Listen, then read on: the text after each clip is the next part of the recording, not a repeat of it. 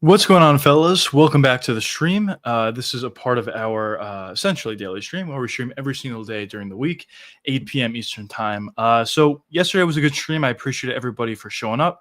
But for today, we have Dana White Contender Series stream, a little bit of a fight companion watch along for this card. I actually heard some good things. So usually for these Contender Series, I don't really know that much about a lot of these fighters, but I did hear some really good things about the prospect out of Spain that's fighting in the card. I don't know if he's the main event or where he is in the card, but I heard some really, really good things out of him. Oh, yeah, he is. Hector Sosa in the main event at bantamweight. I heard some good things. I heard he's really good. I also heard that his father just passed away over the weekend, which is awful. But yeah, he's still in the card, so we'll see how he looks. Hopefully, he puts on a good performance and gets a contract. Joshua, what's going on, brother? Welcome to the stream. But yeah, that's kind of the extent of my knowledge for this card. Outside of him, I don't really know too many other guys. I saw something about In So Hwang, I think, out of Korea. He's at the middleweight division. So I don't know if he's good or not. I'm not sure, but I heard something about him. But the main thing that I heard about going into this card is about Sosa out of Spain. So we'll see. Brett, what's going on, brother? Morning. Welcome to the stream. But here we go, boys. We got Yanni the Greek. If you want to, this is Yanni the Greek's props to watch. Over 2.5 rounds in the Tommy fight at plus 120, under 1.5 rounds in the Sue fight, minus 130, and over 2.5 rounds in the Cody 5 minutes 205. It's probably not going to hit, but that's Yanni the Greek's bets, parlays at least for this card. We'll see how it looks. What's going on, brother? Welcome to the stream. One thing I noted about going to my first fight live, MMA fans are assholes. So much disrespect from the crowd. Basketball fans are totally different, much more respect. I actually completely agree. So I went to a card back in the day. It was a fight night in Long Island, and it was when Herbert Burns was fighting, and he didn't look good at all. I mean, he pulled out his shoulder, something happened or whatever, and everybody was just trashing him after the fight. He got injured. What are you gonna do? I don't think he was a great fighter anyway. Obviously, he's not in the UFC anymore, but I don't know. Yeah, there's definitely a bunch of assholes in the crowd, if we're being honest. It's definitely a different atmosphere from other sports. I will agree with that. But the atmosphere as a whole, though, I think is very, very good. When there's big knockouts, when there's really fun fights, the crowds usually go crazy. So, yeah, MMA fights, in particular, UFC fights are always really fun to go to, in my opinion. The Greek loves losing his money. Yeah. I haven't followed. Well, I guess I'm kind of lucky in a way. I'm in New York. I'm not able to bet on the Contender Series for whatever reason. I don't really know why, but for whatever reason, I'm not allowed to. So I haven't been able to bet on it. But honestly, maybe it's for the best. I know a lot of these Yanni the Greek plays usually suck. But honestly, if you do like a reverse Yanni the Greek, you probably would be doing pretty well. The couple of times we did fight companions for these Dana White Contender Series streams, he hasn't done well at all. He's lost money every single time that I've watched. I've missed a couple of days, I believe, a couple of weeks, maybe 1 or 2 weeks. But the other 3 weeks that we did do watch alongs for, he lost money. So, yeah, Yanni the Greek is not amazing. I won 800 Lopez over the weekend. Let's go, brother. Really, really nice cash. You just put a ton of money on his money line, or you had a finish, or would you have? But yeah, that's a great bet in hindsight. Yeah, the value, what was he, like a plus 200, plus one something? So definitely good value on Lopez. That was definitely one of the more fun fights of the year, to be honest.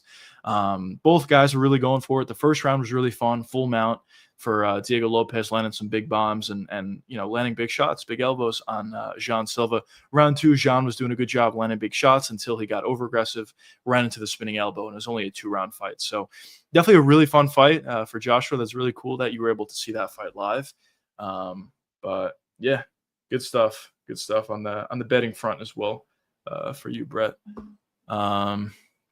But yeah, one other thing that I just wanted to shout out is there was a new addition to UFC 322. That's the one in New York, I believe. The addition is Roman Kopylov and Gregory Rodriguez. I think that's going to be an absolute banger of a fight. Probably will be on the prelims, high prelims, or lower half of the main card. I'm kind of hoping it's on the prelims, just because that would mean the main card is going to be insanely good. But the fight itself is going to be amazing. Whenever G-Rod's fighting, it's always an exciting fight. And for what's his face, Kopylov, he's usually in really fun fights as well. So I'm assuming G Rod is going to be able to get the win there based on his pressure, his power, and possibly his grappling if he wants to grapple. But the fight should be really fun for as long as it lasts. So that's definitely a really good fight. I'm really hoping they look to stack up that card. This is definitely a good step in the right direction, but I'm hoping they add more really fun fights to that card, and maybe we could be talking about a really fun one. Okay, actually, now that I'm looking at it, there's a bunch of fights that I didn't even know about that have been added to this card. So we have JDM and Islam Makhachev as the main event, Shevchenko versus Wei Li as the co-main.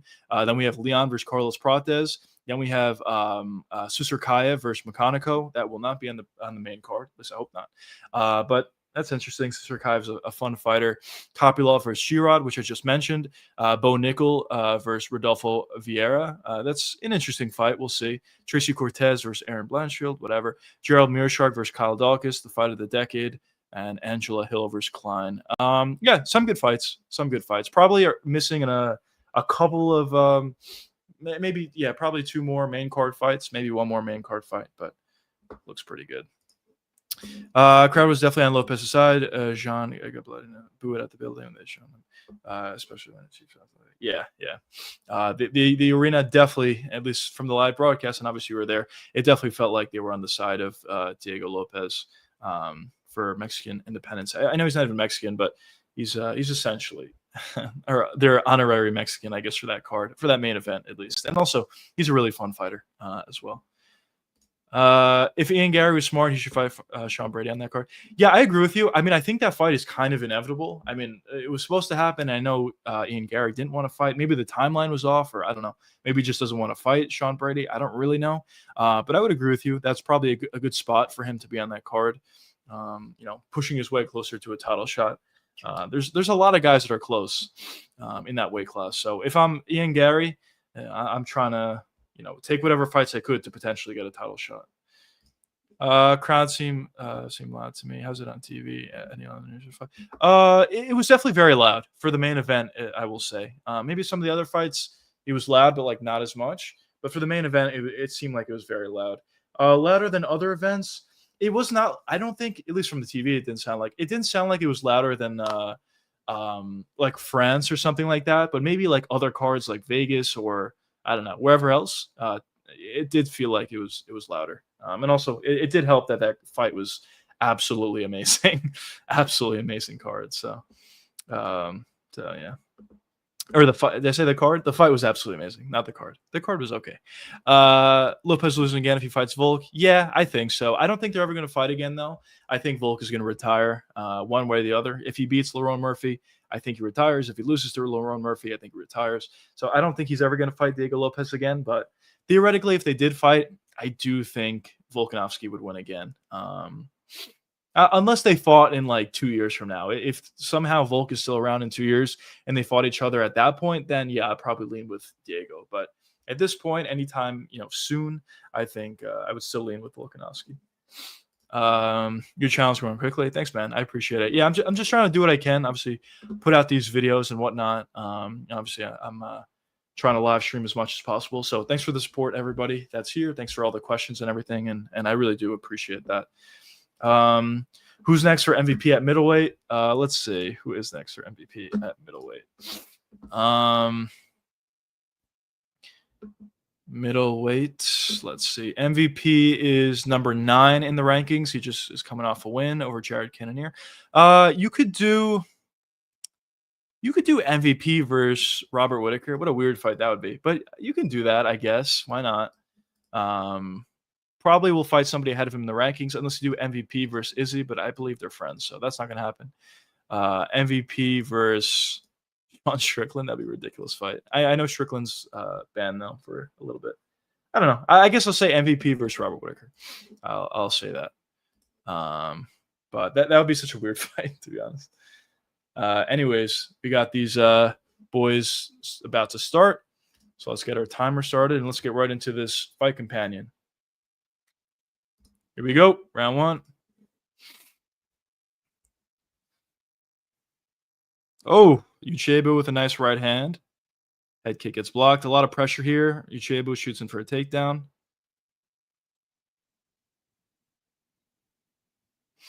He's got a hold of the single leg, Uchebo does. Oh, beautiful knee to the body for Uchebo, and they break. Nice front kick, stab and front kick up the middle for Uchebo. Looking good thus far. Some good weapons. Nice leg kick from Uchebo. He's taken over so far. I mean, obviously, it's not even been a minute, but so far, he's looking pretty good. Leg kick again from Uchebo. Stand switch from Vic. Came up short on a leg kick there. Oh, nice right hand over the top.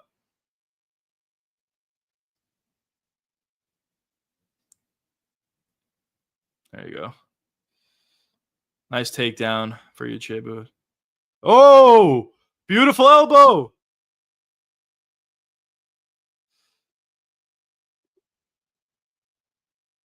Whew. That was a beautiful elbow. That completely turned the tide of the fight. Weirdly, I think Strickland has a good shot against MVP, but he can also be these matches. Yeah, Strickland versus MVP honestly would be one of the weirder fights to predict.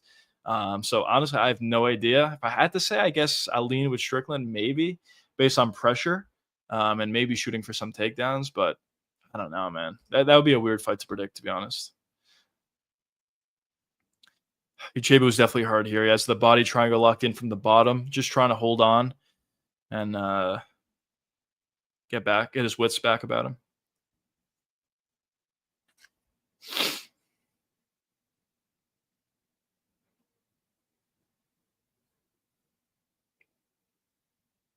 Just a lot of holding here, but it's good. It's good stuff from Uchebo. That elbow was absolutely nasty. Wow, Uchebo's going for it. Potential omoplata here for Uchebo, and good job getting out of it.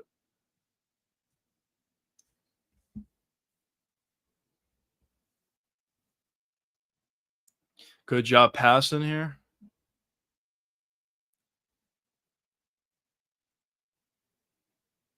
Yeah, that elbow was absolutely nasty.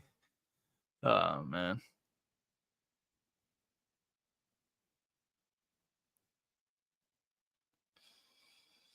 I think Uchebo's probably mostly recovered at this point. He's trying to be a little bit more offensive at this point. Maybe try to get back to his feet, try to lock in some submissions off his back. Let's see what he's got.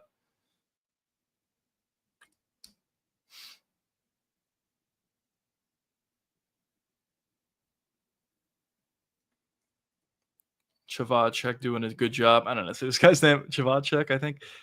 He's doing a good job at holding position here. Not too much ground and pound shots, but honestly, it's because Uchebo's doing a good job at holding him.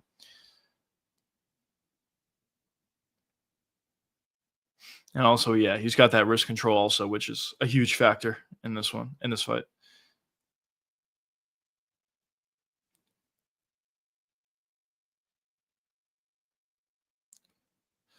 Regains guard, Uchebo does. Off his back, trying to land some elbows, trying to land some shots off his back.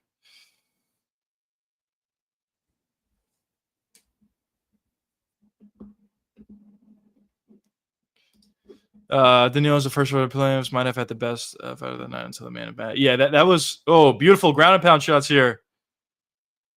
Yeah, the Daniil fight was really good. The Ultimate Fighter finale. It was definitely a really good fight. Probably was the fight of the night. I mean, I can't think of anything that was better than that. I mean, the main event obviously was, but outside of the main event, as you said, I can't really think of a fight that was better than that one. The Kelvin Gastelum fight I thought was fun. Some other fights in the main card were fun. I think the Rob Font fight was fun if I remember properly. But yeah, probably that was the fight of the night outside of the main event.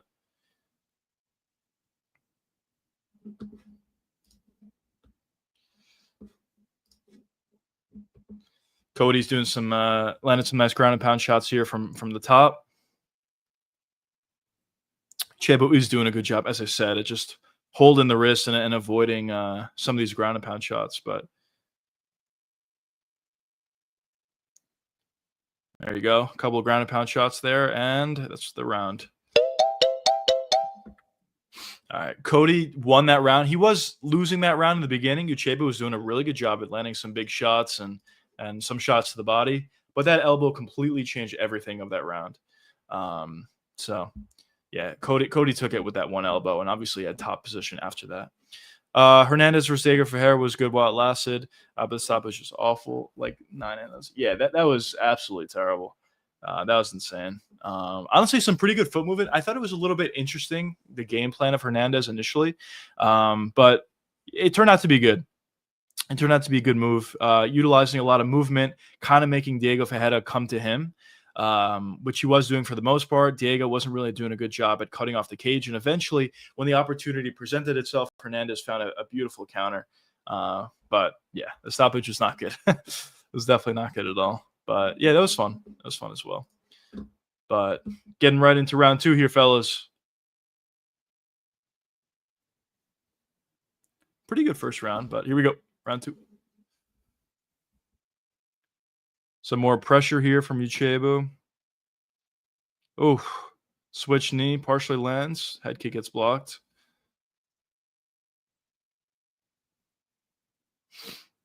Cody's in southpaw here. Uchebo's in conventional.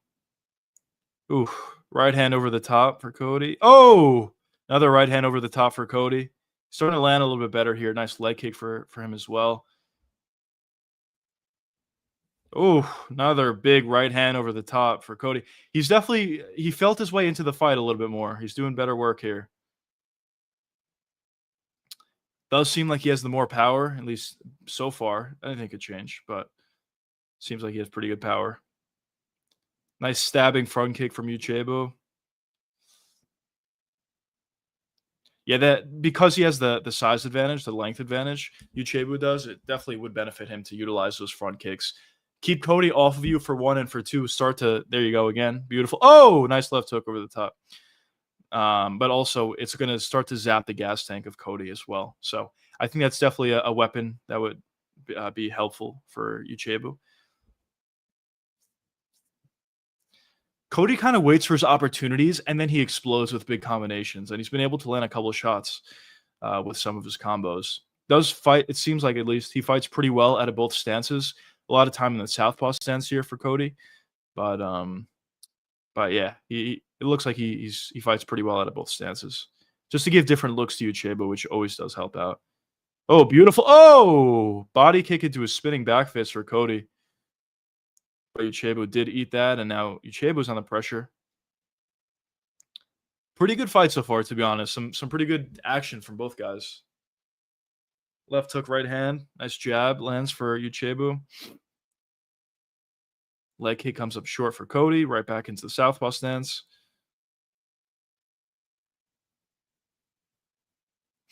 These guys look like they're pretty good, honestly. Pretty solid at the very least. Cody's doing a good job of pressuring here, waiting to explode, putting together punches in combination. Just comes up a little short with some of his shots. Gets a little bit too aggressive, and now Uchebu's on the clinch here, trying to find a takedown of his own. He's got his hands clasped, but he doesn't have his single or double leg, and he throws him down. Beautiful job from Uchebu. Getting a takedown. Let's see if he can get the hooks, get the back. He's got one hook in, I believe. Beautiful, wow, beautiful work from Cody there, spinning. He rolled for a potential leg lock. Let's see if he can get it. Pretty high level stuff here. See, it seems like the knee bar doesn't have the right angle. And yeah, it doesn't. Uchebo did a good job at getting right back on top here.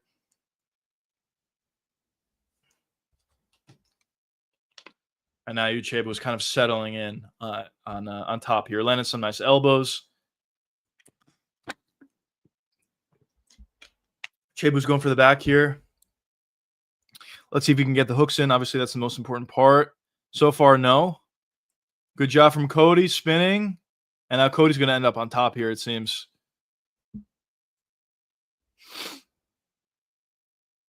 And he does. Cody's right into side control here. Some good work, honestly, from both guys. Some nice ground and pound shots here from Cody. Yeah, he does have very, very nice ground and pound shots. I mean, obviously, Uchebo is doing a really good job at trying to stop some of that ground and pound. But when there's opportunities, Cody's doing a great job at just posturing up, landing big elbows, or just landing big shots in general from up top. He's trying, obviously, at this point, but Uchebu's doing a good job at holding on.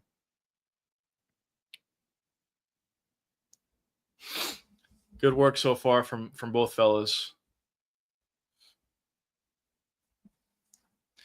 Who do you boys think is winning this round? This round is definitely a lot closer. Honestly, I think I lean with Cody though, winning this round as well. Maybe 2 rounds to nothing going into the third. There you go. Some nice ground and pound shots for Cody.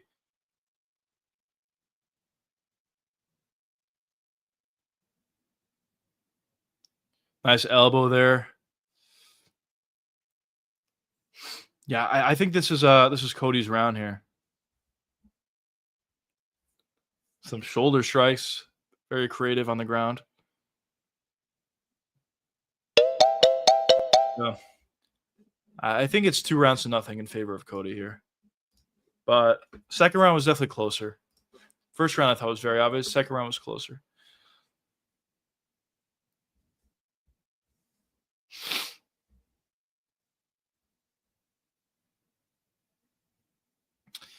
But yeah, I think probably for Uchebu, I think probably he needs to find the finish here. He's got to do a better job at staying on the pressure once again, utilizing those front kicks and setting up some of those weapons that he does have. That big right hand, left hook, right hand, possibly finding a takedown, looking for submissions. Uchebu does seem like he has a lot of weapons, both on the feet and on the ground, but he's going to need to connect clean on the feet or find a submission on the ground. I think he does need a finish here. But let's see. Going into round 3 here, fellas.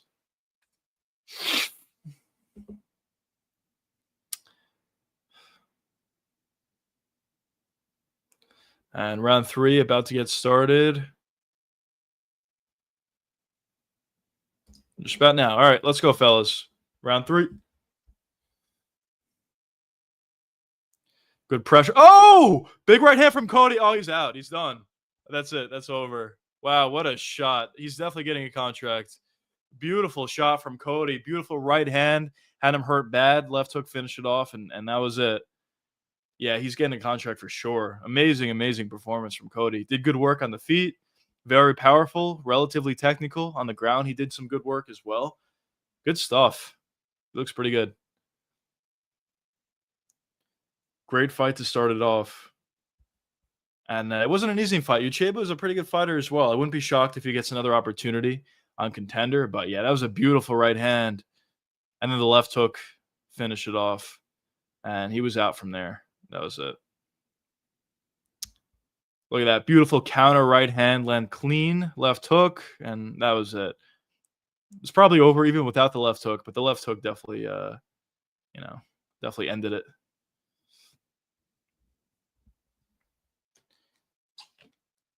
Dana's going to give him a contract for sure.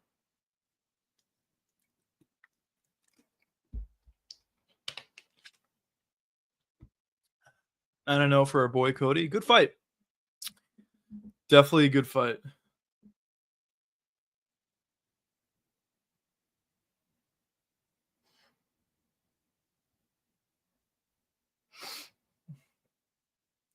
Damn.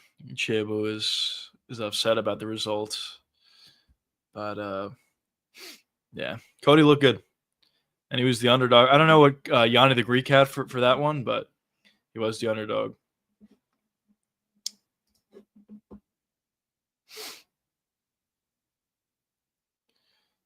Next, we got Patty the Batty versus So Huang. We'll see. We'll see how that one looks. They are at middleweight. All right. But yeah, as I said, I don't really know much about this card. I kind of actually like that approach, though, that I don't really know much about these fighters coming into the card just because, I'll see. I have no preconceived notions or anything. I'll see who's good and how they look on the Contender.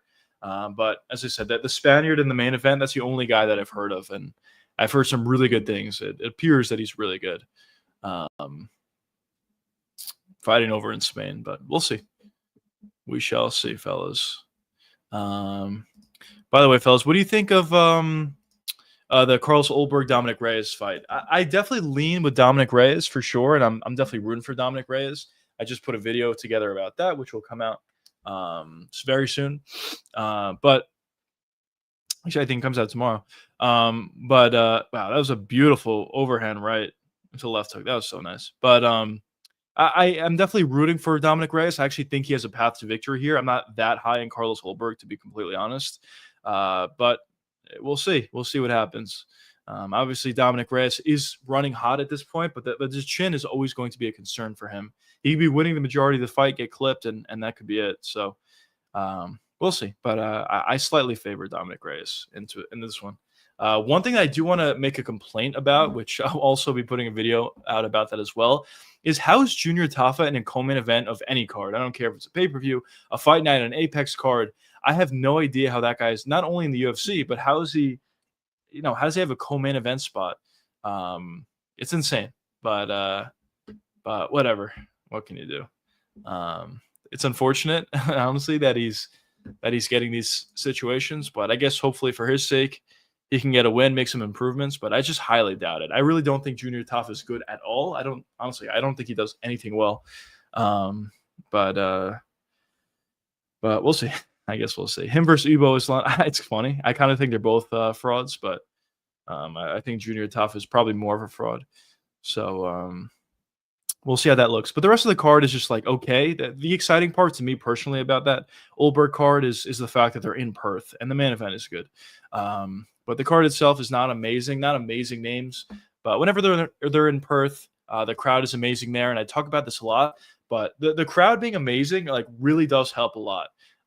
It really does. It makes fights that aren't that good a little bit better. It especially makes fights that are really good even better. It just takes it to the next level. So I am happy that they're going over to Perth. But as I said multiple times on stream, after Perth, then we go into October. Really, really fun cards in October, which should be tremendous. 2 pay-per-view cards, 2 fight nights. It is unfortunate that we have Fluffy Hernandez that had to pull out of the fight against RDR, but still that card looks fine, and RDR is still in the card, and he's usually fun. So him versus Brendan Allen is somewhat of an interesting fight, I guess. So we'll see that, and the other 2 pay-per-views that month are fun, and the Rio card is really good, it seems, with Charles Oliveira and Fiziev. Dominic Reyes will win and we'll fight for the title again. Yeah, I mean, listen, if he does win, as I said, I do favor him. I know obviously I'm heavily biased here because I'm definitely rooting for him heavy, but actually, regardless of that, I do favor Dominic Reyes in this matchup. And if he does win the fight, he will get a title shot in his next fight. Not saying that he's going to be the next guy to fight for the title, because I think it may be the winner of Khalil Roundtree and Yuri Prochazka, depending on certain factors. Like if Pereira beats Uncle Live, I don't think Yuri or Khalil Roundtree is getting a title shot, to be completely honest. I think it would be Dominic Reyes immediately. But assuming that Magomed Ankalaev wins against Alex Pereira, whoever wins against Khalil and Yuri will get the title shot. But in Dominic Reyes' next fight, he'll get a title shot. So whenever that fight happens, after that fight is over, Dominic Reyes will be next in line, which is pretty crazy. I mean, considering after he lost to John Jones, he kind of fell off a little bit. A lot of people thought he should retire. He took a bunch of knockouts, obviously, I think 3 knockouts in a row.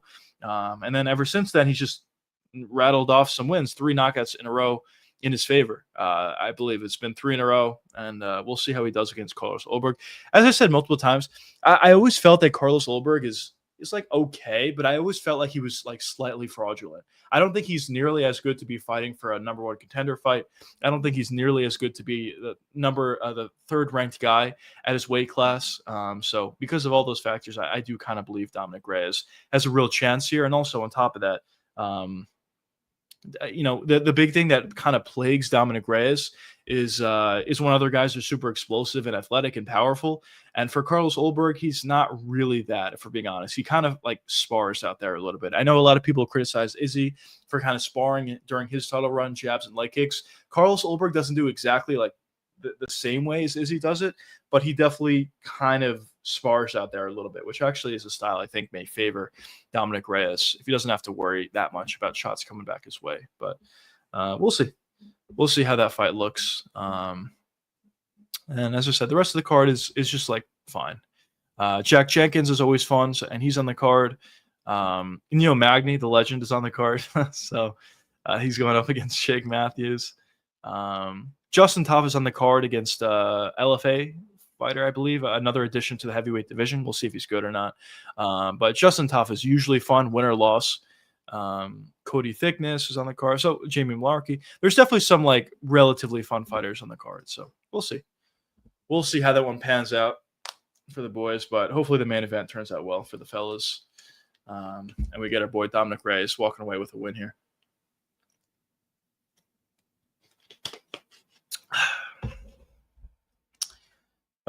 Yeah, I don't know what's in the water for the Contender series, but the last few weeks, a couple times that we've done fight companions have been really good. First fight of the night turned out to be really good so far. So let's see how this next one goes. As I said, I don't really know anything about either one of these guys, but I'm hoping for good fights, and I'm hoping for legitimate contenders to come out of this. Really good fighters and potentially contenders, I guess I should say, to come out of this. But yeah, fellas.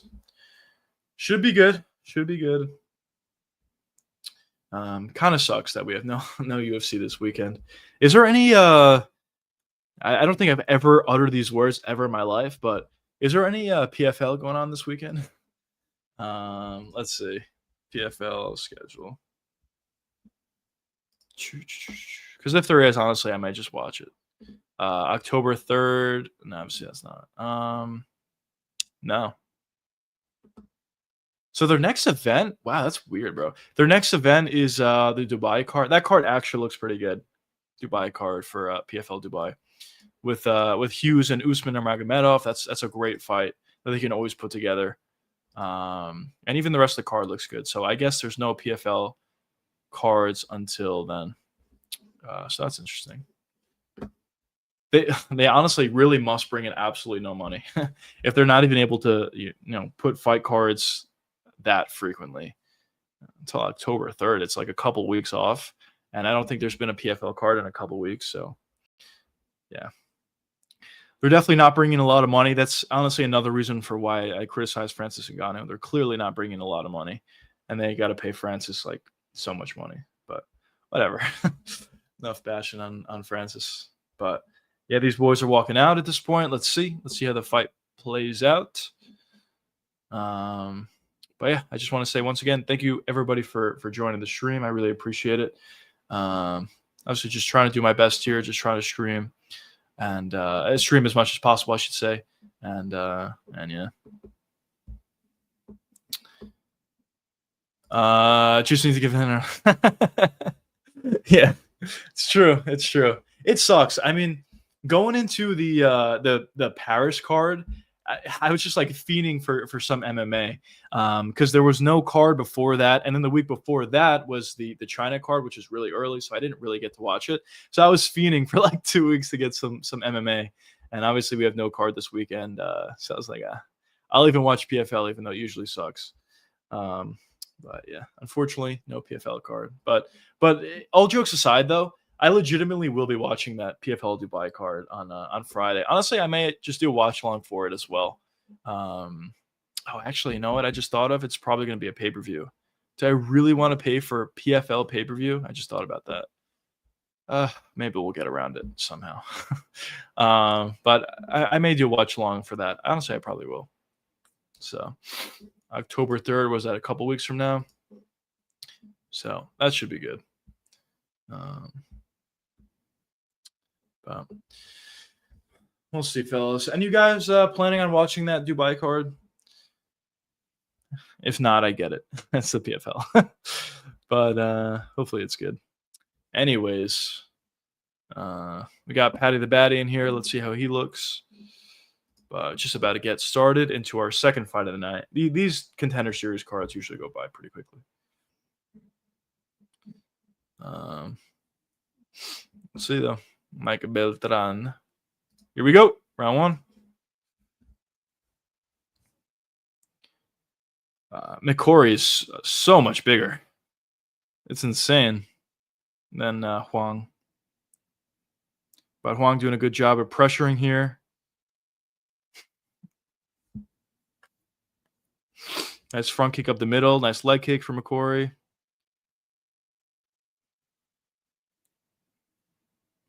kind of feeling each other out at this point. But yeah, it does kind of feel like these guys are in two separate weight classes. McCory is so much bigger. Nice leg kick from Huang lands. Nice front kick from McCory lands. A lot of stance switching. Oh, nice right hand over the top for Huang. Oh, nice right hook. Woo! These guys are starting to throw big bombs here. Ooh, McCory got close on a couple right hands. Leg kick for McCory. Leg kick for Huang. Leg kick for McCory. These guys are kind of just waiting for their opportunities, but when they find their opportunities, they're exploding into big shots. Very straight up stance for Huang, which could get you caught at times. But let's see. Body jab from McCory, trying to utilize some of his length here, which would be wise.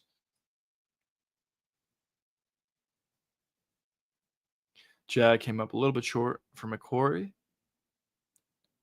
Getting very close on some of these combos. I talk about it all the time. Singular shots are probably not going to find the knockout. Of course, it could, but probably not. What you really want to do is put punches together in combination. McCory's done it a couple times, and he's gotten really close. There you go. Right hand lands for Huang. Straight right did. But nice leg kick for McCory. Honestly, both these guys are having a little bit trouble landing some shots here. Pretty good defense thus far from both guys. But McCory's getting close. So a lot of leg kicks here waiting to explode for honestly each guy. Now kind of just feeling each other out once again. A little bit of a slower round one so far, but with both of these guys, it seems like it could change very quickly. Nice front kick up the middle from McCory. Probably a skip on the PFL for me. Yeah, that's fair. I mean, PFL's terrible. I've been criticizing PFL forever, and it won't stop. But I just think that specific card is kind of good. But we'll see. I mean, it's PFL. It can look good on paper and be terrible. So who knows? These guys are just exchanging leg kicks at this point, just trying to feel out each other's range. Definitely do respect the power. Both of these guys respect each other's power. So it kind of leads to a slower fight, which is what we're saying at this point. But we'll see. We'll see what they're able to do here.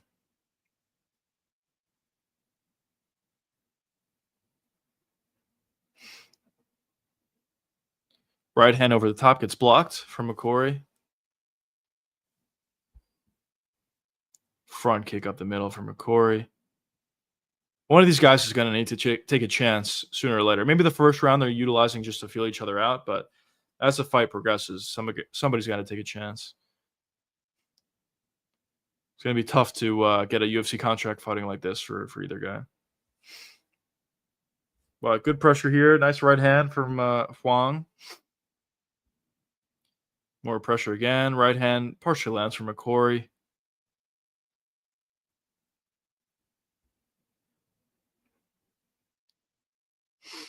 A little bit of a slower fight here, boys. Body kick gets blocked from McCory.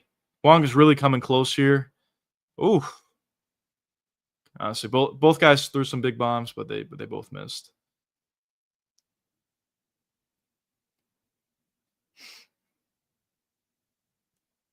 Yeah, Huang's doing a good job with the pressure. It's just he's not really capitalizing once he gets there. He is throwing a couple shots, but nothing clean. But that was a nice right hand from Huang. Good pressure here. Really has McCory trapped, but sneaks out the back door.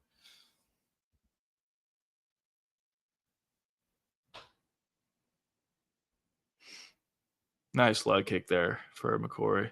Oh, nice left hook over the top from McCory. Biggest shot of the fight so far. Good jab from him as well. But Huang's still there. Obviously, didn't really get hurt. Oof. Nice right hook on the break for McCory.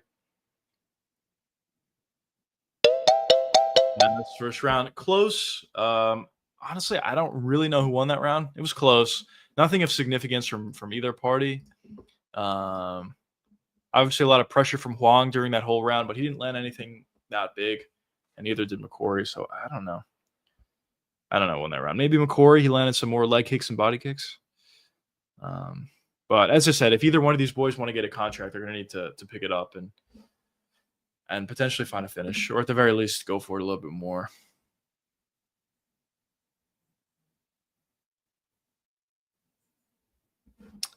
But let's see.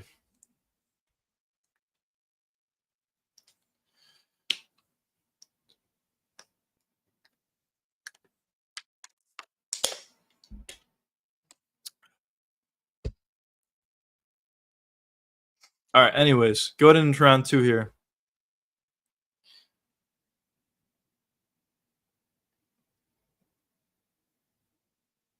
Just telling him to back up, whatever.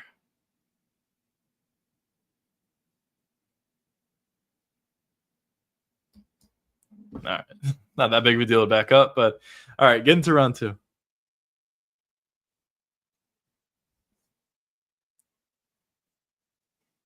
More pressure here from Huang. Let's see if he's able to capitalize in some combos, not just singular shots. You want to throw punches in combination. A couple times Huang has lunged in, and McCory did a nice job at countering, but nothing too significant. A nice elliptical kick lands from McCory. More pressure here, ramping up the pressure, honestly, from Huang.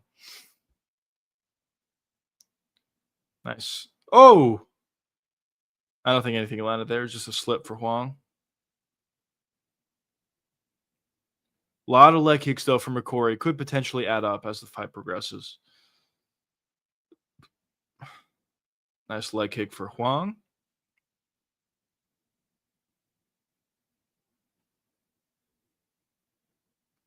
Jab gets blocked from McCory. Nice body kick for Huang. Nice body kick for McCory. Nice leg kick for McCory.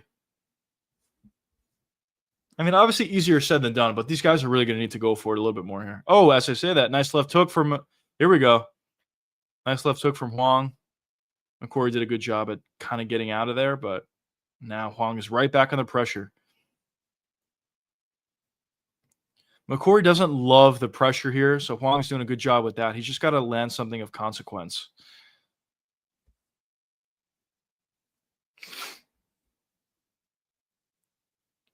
High kick came up short for McCory. Nice leg kick, couple leg kicks for McCory.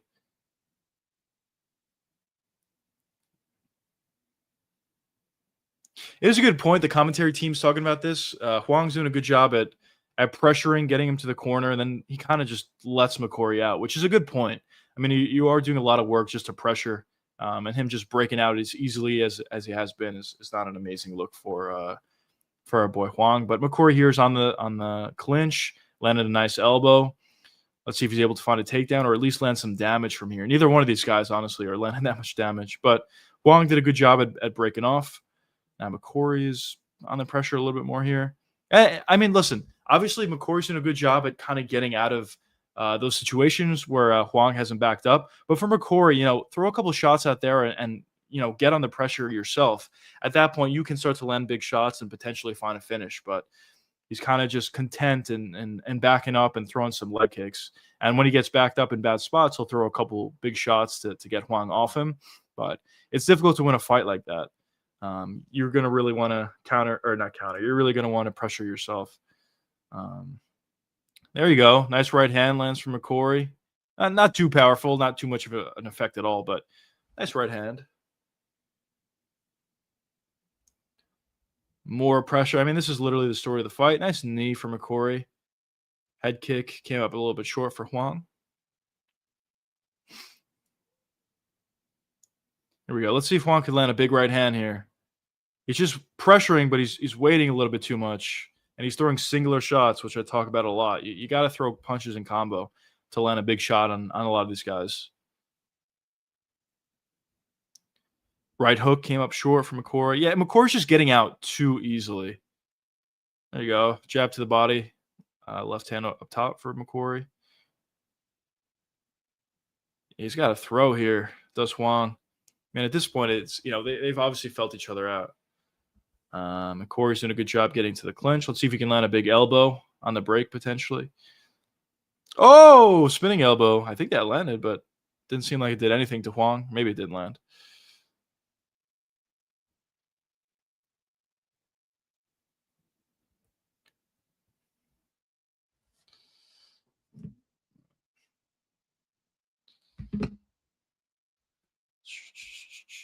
Yeah, definitely a slower fight here, boys. A nice leg kick for Huang. These guys are not getting a contract unless they find like some crazy late finish or something. They're not getting a contract based on how this fight's going. See, like right here, yeah, Huang, yeah, not great. There was an opportunity for Huang to fight or to throw punches, but he just was waiting too long until McCory got out of there, and he threw a shot when McCory was trying to get out. But it's too late. You got to throw punches like here, and not just singular punches. Yeah, Huang's just not doing a great job, to be honest. Not saying McCory's fighting an amazing fight, but yeah, more volume would definitely help Huang. But I don't know who won that second round. Maybe Huang did. Honestly, I have no idea. Might be 1-1, but as I said, it really doesn't matter. Neither one of these guys are getting a contract if they continue to fight like this.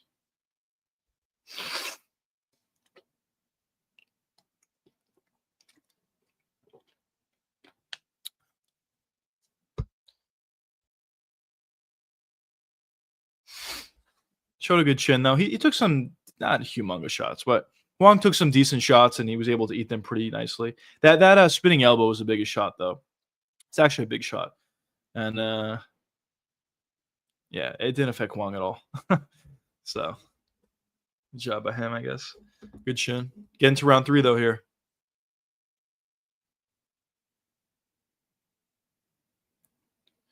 A little promo for UFC 320. Card looks pretty good.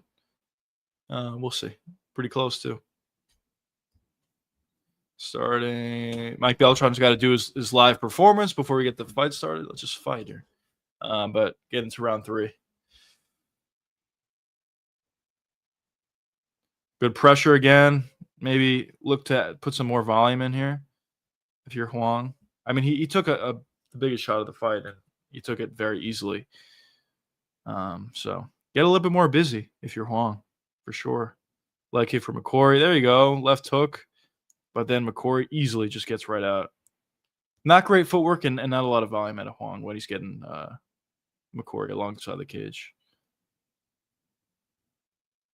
Oh, there you go. Nice right hand for McCory. Another one came up a little bit short.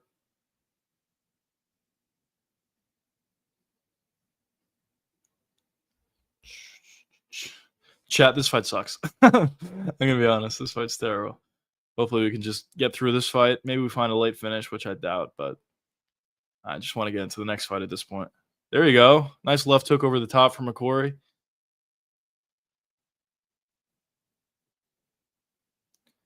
Right hand for Huang. Yeah, these guys are definitely not getting a contract. Honestly, even if they do find a late finish, I don't know if they're getting it. But McCory's starting to land a little bit more here. Some more big shots landing for him. So Huang's behind a little bit here. There you go, Huang. There you go, McCory. Both guys landed a couple shots.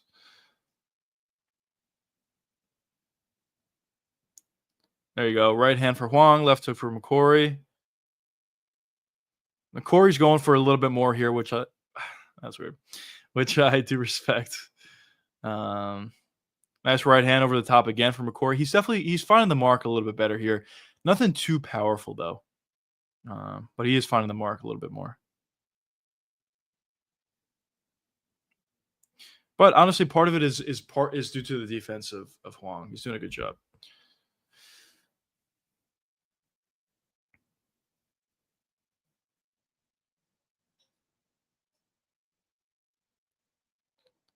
Couple nice shots from McCory. Leg kick comes up a little bit short for Huang.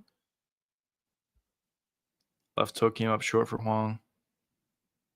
These guys just cannot land on each other. As I said, I mean, McCory's doing a little bit of a better job in this round, but for the most part, these guys cannot land on each other.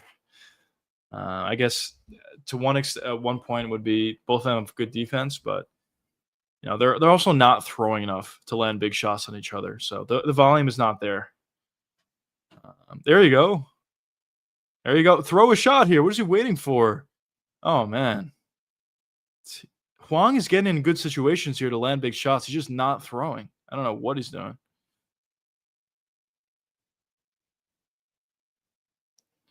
McCory almost landed a right hand over the top, but never came. Yeah, there you go. Nice right hand landed for Huang. Busted up McCory a little bit here. If you're Huang, really go for it here. You're trying to get a contract. Very easy takedown from McCory. I don't want to say he was hurt, but Huang was definitely landing some good shots there. Let's see if McCory can do anything from up top. Maybe land some big elbows. End the fight in good fashion, but doesn't look like he's going to be able to be honest. Right back to his feet almost for Huang. Not yet. McCory's doing a good job at holding on to Huang's left leg, which is stopping him from getting back to his feet.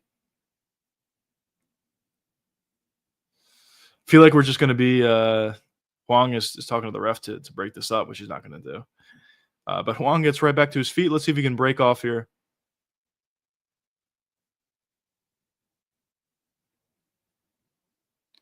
Double underhooks for McCory, and Huang does a good job at regaining an underhook. Corey's in on a double leg here, I believe, but I don't think he has his hands clasped. Good job by Huang so far. He's trying to frame off, but you got to get off. I talk about this all the time. It's not enough just to stop takedowns. You also have to get off the cage. But yeah, if I'm being honest, neither one of these guys are getting a contract. Maybe you give the fight to McCory, but neither one of these guys are getting a contract. All right, here we go. Mike Beltran split them up. Let's see if we can get action here. 10 seconds left.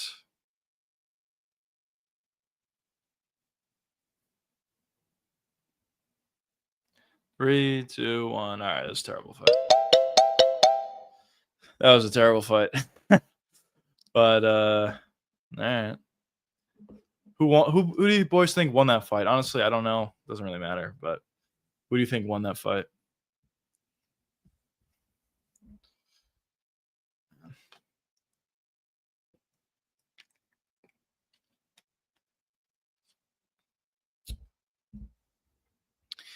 I don't know. I guess Huang landed the more damage in the fight, which does mean something. But well, I don't know. McCory got cut up easier than Huang, I'll say. But McCory landed some nice shots, a spinning elbow in particular. That's a nice right hand from Huang. Spinning elbow there, back fist would have been nice.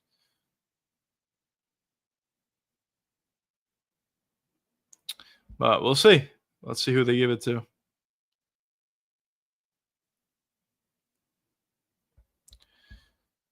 Judges are still figuring out their scorecards. I guess kind of a close fight, but boring though.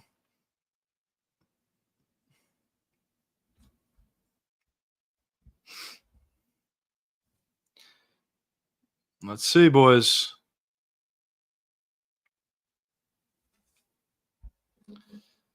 Sorry, phone.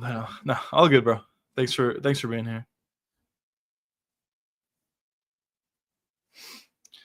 Yeah, they gave it to Patty. All right, sure. That's probably accurate, I guess. But he's not getting a contract.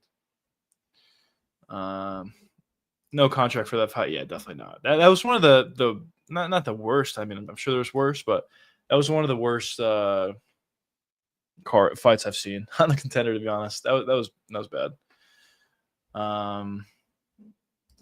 What's going on, brother? Welcome to the stream. What we got for bets for the next fight? I actually don't have any bets just because, well, for one, I don't, to be honest, I don't know anything about these guys. But for two, I'm not allowed to bet in New York, so I haven't bothered to do the research. But I can tell you the odds if that helps.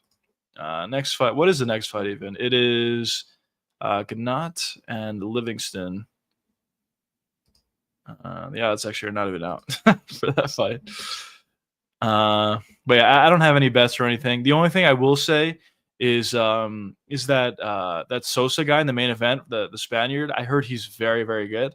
Now he's the underdog, so I don't know. I don't know how good Lee is from Brazil, but I've heard some really good things about Sosa.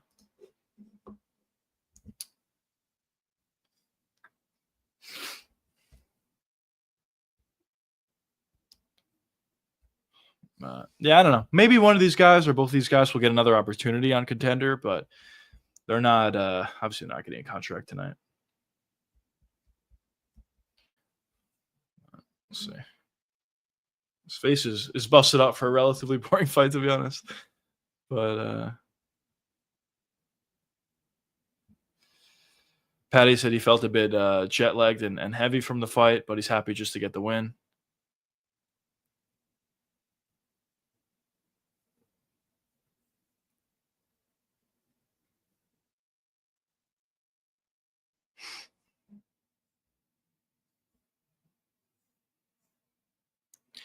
Patty said that he knew Wong was going to pressure him a lot and essentially wait for Patty to throw to counter him, but um, that was how it went.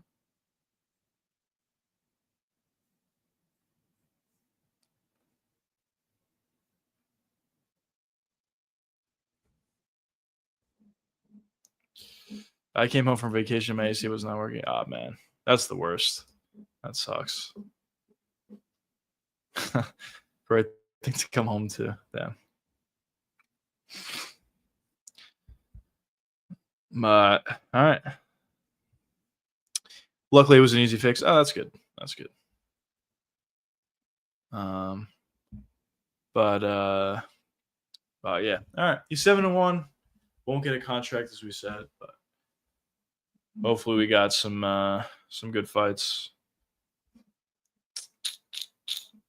What do we got? 3 more fights, or is it 4? I think it's 3, right? Yep, 3 more fights we got, boys. Hopefully they're good. Couple undefeated guys in this fight. Couple undefeated guys in the next fight. And the main event, we got 1 undefeated. Here we go, boys. Yanni the Greek. Lock in. Lock in.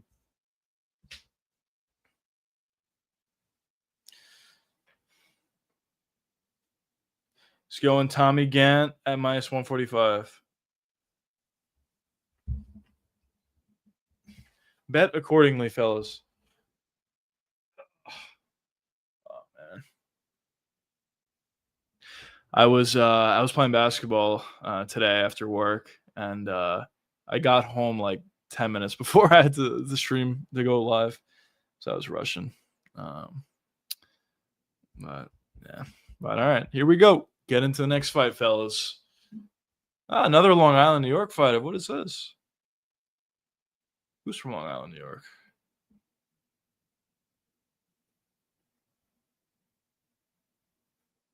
Not Gant, the other guy. All right, all right. It's back-to-back weeks. It's back-to-back Contender Series with someone fighting out of Ray Longo. I'm assuming he's fighting out of Ray Longo. What does it say? Let's see. Adam Livingston fighting out of Long Island MMA. What the fuck is that?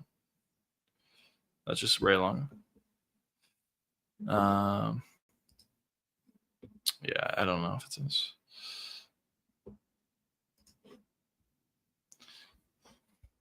But yeah, we got some good stuff coming though. I believe we have Contender Series. Obviously, I mean, as I'm doing right now, I will be doing watch alongs for all the Contender Series. So I believe we have Contender Series until the end of October, I believe. So we got some more for sure. I know. Honestly, I don't think that many people are that interested in Contender, but I enjoy it. And obviously, there's a couple of you guys that I see, like Joshua and all the Contender Series streams. So I'll continue to do it for sure, doing these little watch alongs. But obviously, tomorrow we'll be back to our normally scheduled program, and we'll just chat with you boys and talk about upcoming fights or whatever, anything fight related.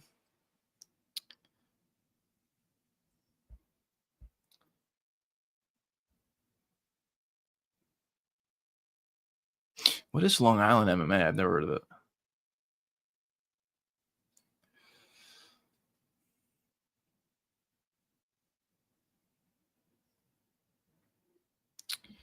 So only 24, a lot of finishes on his record. Striker, it seems like.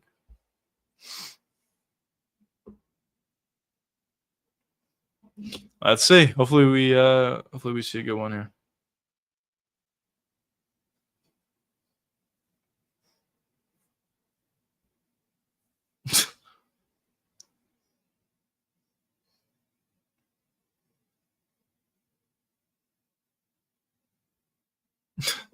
Let's go. Let's see how he looks. Let's see. Is there any new news on Twitter? Let's see.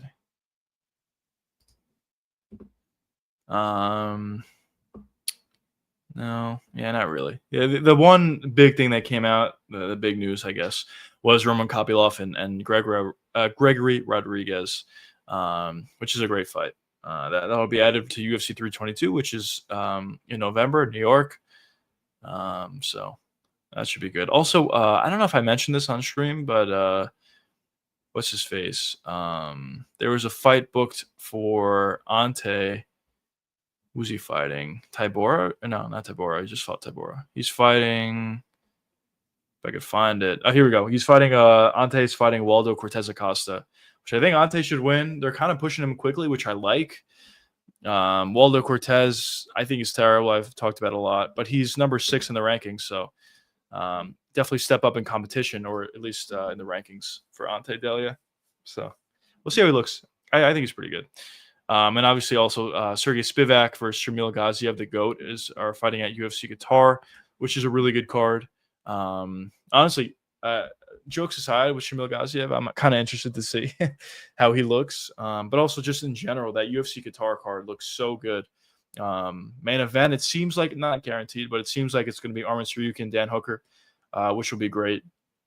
And the rest of the card just has a lot of good fights, to be honest. So I'm excited for it. What was your take, Canelo Crawford? It was technical, but all it wasn't.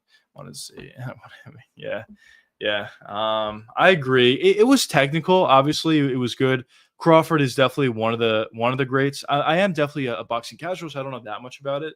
But obviously, he's one of the greats. But one thing that somebody pointed out about Crawford is, in terms of like generational talents that he's beaten, there's not that many. It's not his fault, obviously. You fight who's in front of you, but it's not as many as Floyd or whoever else, which is something interesting. But the fight itself it wasn't like, I wouldn't say it's horrible, but it wasn't that fun. Crawford was doing a good job at just moving around the ring, I should say, and he did a good job at landing some nice counter shots. He was, staying in the pocket occasionally, and he took a couple shots from Canelo, which he was able to eat. But yeah, just technical performance from Crawford. And this is kind of something that I was talking about yesterday, and some people weren't that happy with my assessment, but I think it's true. I think for boxing fights, like very, very high level boxing fights, some of them could turn out to be good, but if you have like 10 very high level boxing fights, I think around like 4 of them turn out to be really good. But for MMA fights, like high level, I'm talking about Islam Ilya type level. Out of 10 fights, like 7 of them probably turn out to be really good. And that's probably being conservative. It's just, in my opinion, at least, MMA fights are just so much more fun than boxing fights. Boxing could be really fun, like Fury versus Deontay Wilder, their series they had, all the fights, honestly, were really fun. But there's a lot of these fights, like Ryan Garcia fought recently, and his fight was horrible, very boring. Against Rolly Romero. His fight before that was great. But it's just very hit or miss for boxing, regardless of how high the level of competition is. So that's kind of my critique about it. That being said, Crawford did whatever he needed to do, and he looked good. Yeah, I agree. Crawford looked very good, and obviously he's even older than Canelo. A lot of people were kind of saying Canelo looked washed a little bit, which maybe to a certain extent, but I just felt like Crawford looked really good in there. So, yeah, he definitely looked good. But the fight itself wasn't like the most fun fight in the world. Anyways, though, let's get into round 1 here, fellas. Immediately, Gant shooting in on a takedown. Let's see what Livingston can do. Livingston reverses position here, and it gets reversed again. Gant is on the has the clinch here. Let's see if he's able to get a takedown off it. Boxing doesn't hold a candle to MMA entertainment-wise. I completely agree with this. Yeah, I completely agree. Obviously, as I said, I'm not saying boxing is terrible. Like, there are fun boxing fights for sure, but a lot of times, I feel like more times than not. By the way, he's holding the cage here. But more times than not, when you have like very highly anticipated fights, they turn out to be not that fun, which is unfortunate. And of course, it could happen in MMA. I mean, Dricus versus Hamzat was horrible, so it could happen in MMA, but it's just not as often does it happen. And also, you get like a random fight night card that has like one of the fights of the year, and Jean Silva versus Diego Lopez. And I will say, everybody knew that fight was going to be good, but still, it's not like a championship fight or something like that. And it turned out to be amazing. Anyways, a lot of switching here in the clinch. with Gant and Livingston. Gant again, Livingston held on to the cage, but Gant's in on a takedown here. Oh yeah, Livingston held the cage a couple times there. Yeah, one more fence grab, it'll be a point, which is probably fair. Yeah, there was two pretty bad ones from Livingston, to be honest. But yeah, a double underhook for Gant here. Not anymore, actually. Livingston did a good job at getting handed. And there you go. Takedown for Gant, and he's right into full mount. Let's see what he can do from this position. Land some big ground and pound shots. Maybe take the back potentially here. Lots of hugging tonight. Yeah, definitely is. Seems like Livingston at range, he could be fun, but he's just not able to stop the takedowns here. Or if he is, he's not able to get off the cage. Um, so yeah, not the most exciting fight in the world, but I guess Gant is doing a good job at not allowing Livingston to get away. But yeah, that was a nice elbow from Gant. Just constantly shooting in for takedowns here. And whoa, threw him on his head. Good job from Gant there. Finding another takedown. Nice elbow from Gant.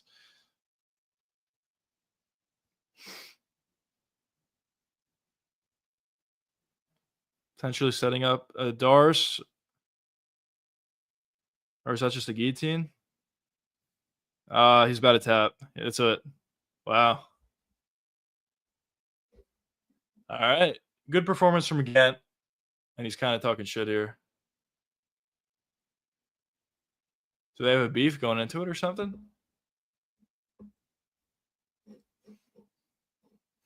All right. Good performance, though, from Gant, I guess. Did a good job at eventually finding a takedown. And once he got it, he found a submission relatively easily. Pretty flawless performance. He'll probably get a I mean, it wasn't that fun of a fight, to be honest. But he'll probably get a contract, get in a first-round submission. Nah, he will. He definitely will, actually.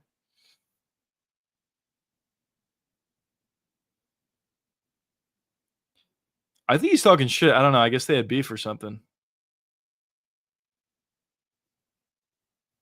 But yeah, Livingston was just never able to get his game going. He got taken down a couple times. He was alongside the clinch in the clinch a couple times, and he just could never break off. At range, who knows? Maybe he could have had success, but he was just never able to get there.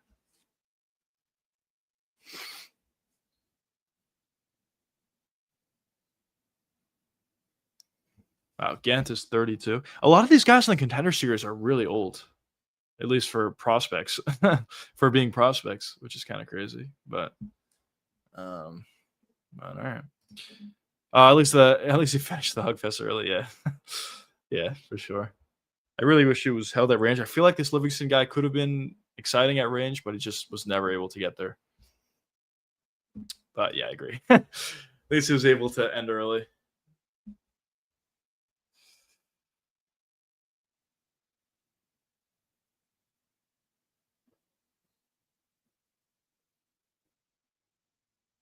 I don't know. Maybe I'm misreading this, but this Gant guy kind of seems like a bit of a weirdo, to be honest.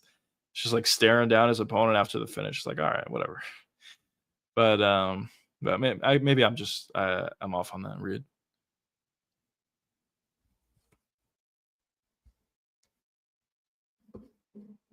Anyways, though, chat, what do we got next?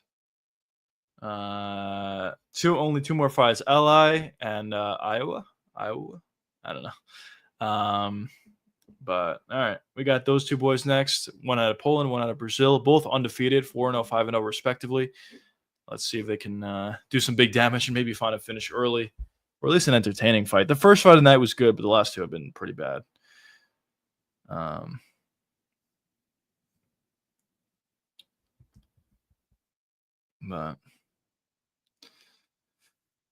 But all right, good guillotine finish, good early finish, but yeah, not the most exciting, boys.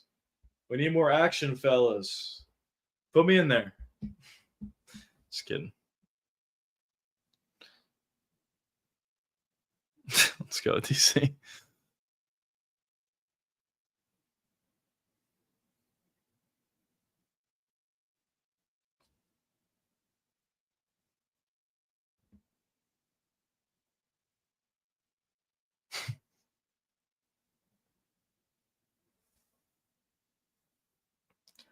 11-0, 10 out of 11 finishes. That's nice.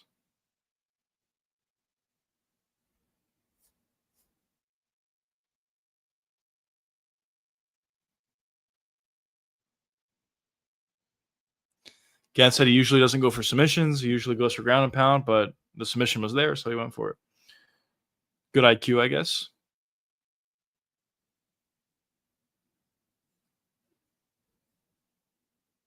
Gant says he wants to be just like DC.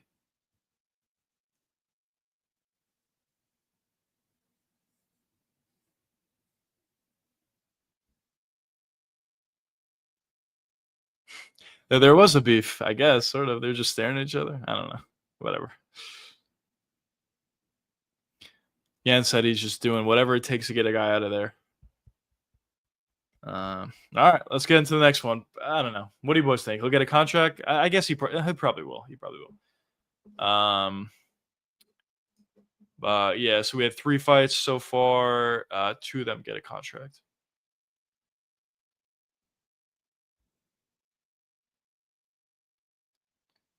All right, we got a jiu-jitsu and judo couple fighters. 5-0, 5 first round finishes for Iwo. Iwo. I don't know. I don't know how to say that.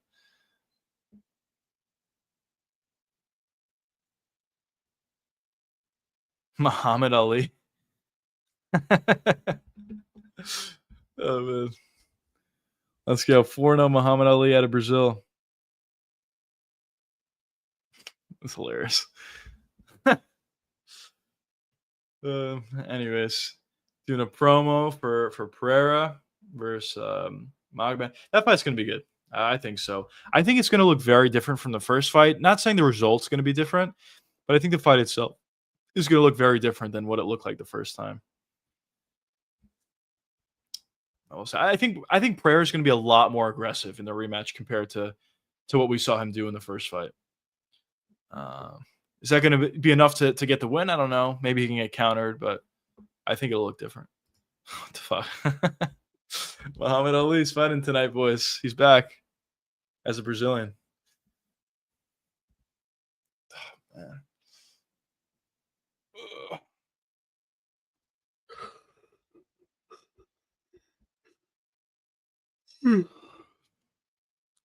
By the way, I've heard some not rumors. I mean, the UFC themselves said it that they were planning on extending or increasing the capacity of the Apex. Does anybody know when that's going to happen? If that's still the plan or whatever. I talked about this a lot, but if they actually do that, I think people, including myself, wouldn't be as mad about them going to the Apex as much. I mean, obviously, you still prefer stadium shows for fight nights and obviously for pay per views, but occasionally, if they go to the Apex once a month, once every 2 months, and the capacity was a lot higher than what it is now, and there's actually fans that can go to that, and a lot of fans that can go to that can increase the atmosphere. I don't think people would complain about that nearly as much as what they're doing now. So I don't know. I heard they had plans about it. I don't know if that's still continuing. I don't know if that's when that's gonna happen, but we'll see. I guess. Is he gonna be? I don't know. Honestly, I don't know. I think probably it's still a difficult fight in a 5 rounder. I know he gave Movsar a lot of trouble in their first fight. He is very slick off his back with his jiu-jitsu. But for whatever reason, I feel like if they did rematch again, I think Movsar would be successful with the takedowns once again, similarly to what he was able to do the first time around. But more importantly, I think he would have a better understanding of what he needs to do on the ground and kind of avoid submissions. The first time they fought, it was on short notice, and Movsar kind of just, uh, maybe was underestimating his opponent a little bit. But if they ever did rematch, which I think could possibly make sense, but if they ever did rematch, I think Movsar would be a lot more careful. And for Diego Lopez, I do think he's really good. Obviously, I think he's the most physical guy at 145, which is huge. The only thing that I will say about Diego Lopez is he doesn't. He has shown some gas tank issues, and if Movsar is consistently shooting in and finding takedowns over the course of 5 rounds, who knows how he would look. So it's interesting. I think a 3 round fight definitely favors Diego a lot more than a 5 round fight does, but it's interesting. So I'll say this: 5 round fight, Movsar; 3 round fight, maybe still Movsar, honestly, but it's close. I wouldn't be shocked if Diego pulled it off. Maybe found a threatened submissions off his back and got one, or landed a big shot in the feet and hurt Mosar badly. Maybe even found a finish. But it's interesting. But I know a lot of people are talking about potentially Movsar versus Diego Lopez. It kind of makes sense rankings wise, which it probably does. But if it were up to me, I would still put together Diego Lopez versus Yair Rodriguez. I mean, we kind of missed out on that. That probably should have been the fight that happened here for the Noche card. But since it didn't happen, you still could make it. Diego Lopez is coming off a win. So is Yair. Put the fight together. They have the beef. Why not? And for Diego Lopez, if he beats Yair or if he beats Mofsar, it doesn't really matter. Like, he's going to get a title shot next. And for Yair, I think you could make a similar argument that if he beats Diego Lopez, he may get a title shot in his next fight. So why not put the fight together? And then for Mofsar, you're kind of like fucking him over, which is true. But I don't know. Maybe with Mofsar, you give him a shot before. I don't know. How does Diego do at lightweight? I really don't think he does that well at lightweight, to be honest. Like, he's good. He's definitely very good. He has good boxing combinations on the ground is where, in my opinion, he's most dangerous with his jiu-jitsu. The problem is what Diego does very effectively at 145 is he utilizes his physicality. His chin is probably the best I've ever seen. Or I don't know. I don't know if I want to go that far, but his chin's amazing. Definitely the best at 145. And his power is really good as well. So he kind of relies on the physicality. Not necessarily saying that's a bad thing, but he definitely does rely on his physicality. But once he moves up to a higher weight class, obviously they're going to hit harder. So his chin may not be nearly as good at that weight class compared to a lower weight class. And also guys are going to be bigger than him probably. So, I mean, he'll probably be like a solid size 155er, but there's going to be some guys that are bigger than him. So I don't think he does amazing. There's definitely fights at 155 he can win, obviously. But when I say I don't think he does amazing, I don't think he becomes a champion at 155. I think his best chance to become a champion would be at 145. I guess that's what I'm trying to say.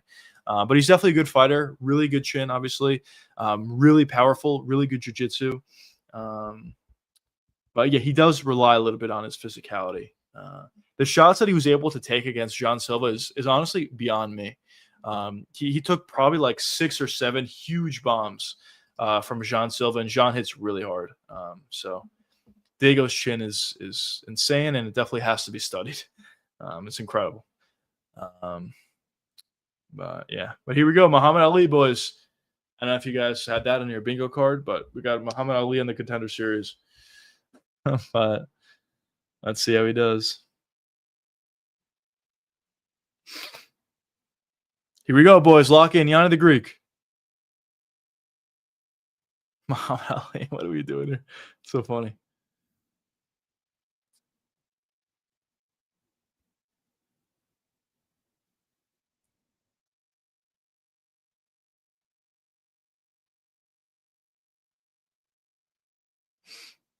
Dangerous on the ground. Also dangerous striker. Yanni the Greek is Muhammad Ali to win at -320. You might as well not even bet that. That's just a terrible bet, for being honest. Even if Muhammad Ali wins, that's still a terrible bet.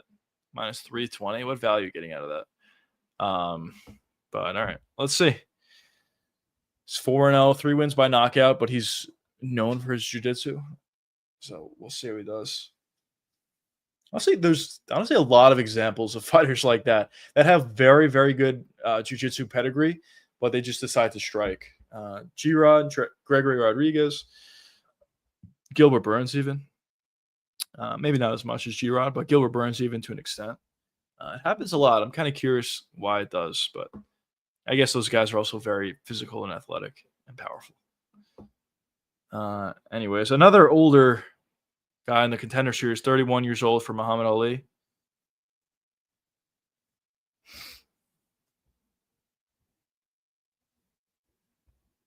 Mike Beltran again, back to back. Here we go. Round 1. Front kick up the middle for Muhammad Ali. This sounds funny. Oh, beautiful leg kick. Very hard leg kick for Ali. Very light on his feet. Very bouncy for Muhammad. Oh! Holy shit! Oh my god! Holy shit! All right, Yanni the Greek, that's a terrible bet, but holy shit. Dude, big right hand counter immediately knocked him out.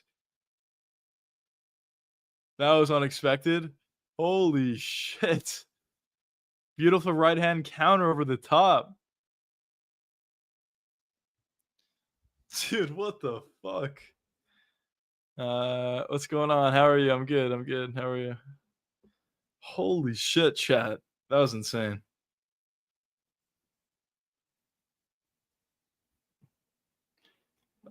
Yaren Yetsky. Dude, that was insane. Just took one right hand. Look at that right hand counter. Wow.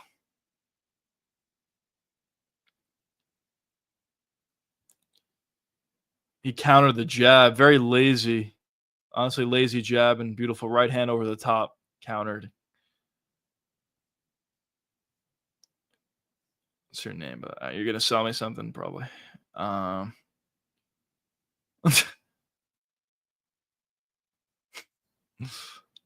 Paul Felder dropped his chair.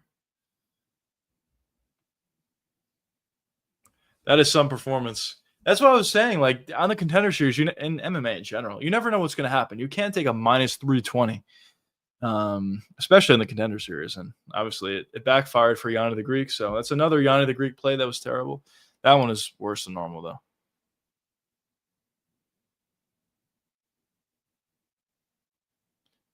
Very nice performance from Baranetsky. It's just one right hand, and that was it. But very nice 20-second knockout. Let's go. All right. Now we're flying through the card. Obviously, he's going to get a contract. Now we're definitely flying through the card. Now, next, we got our main event. Very interested to see how Sosa looks. If Sosa doesn't look good, then I don't know what to say. I mean, I actually haven't even watched him, to be honest. But based on what I was hearing on Twitter, I heard some good things.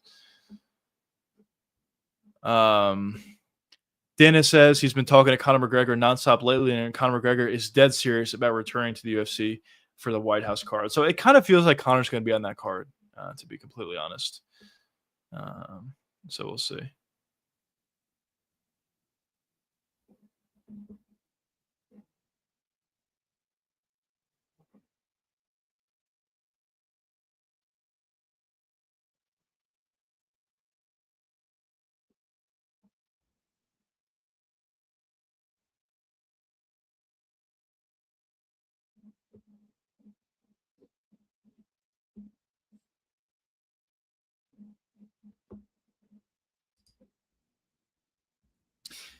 Pretty crazy. Yeah, more Polish power added to the UFC. That was nice. 6-0, 6 first round finishes. That's insane, actually.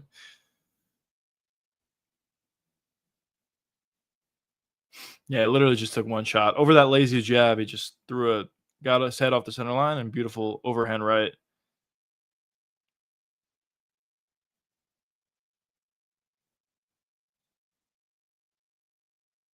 Yeah, that was nice. Good performance. Obviously, we'll get a contract. So out of let's see, out of the fights, Ebo, whatever, he'll get a contract. Gant will get a contract, and Cody will get a contract. The only guy who won't get a contract is Patty, I believe. And we'll see what happens in the main event. Honestly, the card is not as good as it would seem based on the guys that probably will get a contract. Like usually, if everybody or essentially everybody's getting a contract, probably is a good card, but this card doesn't feel that great, honestly.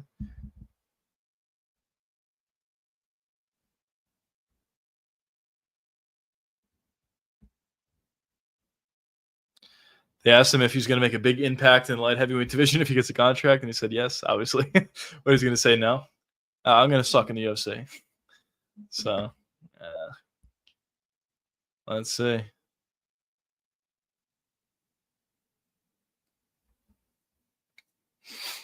Yeah, that's a nasty right hand. That was a nice performance for show.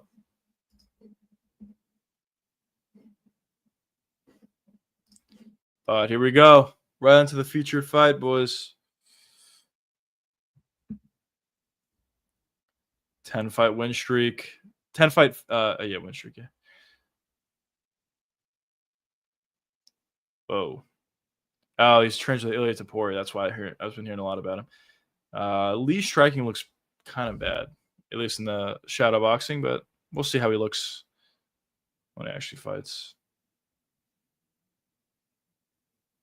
Showing some highlights of Antiba. Antiba's Gauthier, he's fighting pretty soon for the first pay-per-view card in October 3rd, I believe. He's fighting. So it's coming up, chat.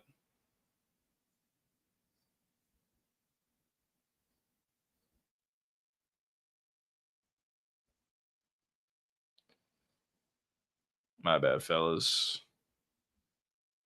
Just getting some food.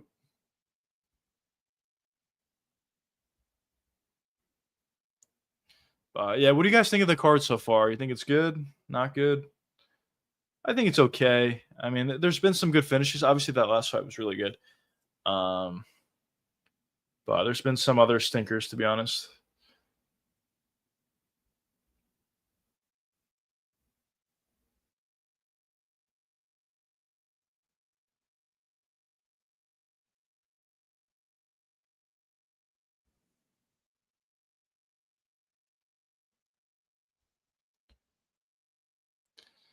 Here we go. Talking about the contracts being given out. 3 contracts. I agree.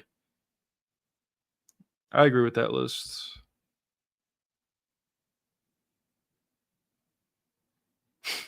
Yeah, pretty easy night in the office for Baranetsky. Just goes in there, gets a first round finish with literally the first right hand he landed. That was nice.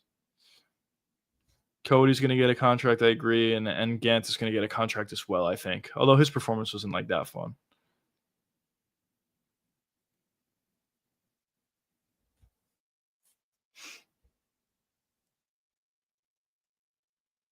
Yeah, we'll see. We'll see. I talk about this a lot, but I love the Contender series for one, that it is kind of fun sometimes.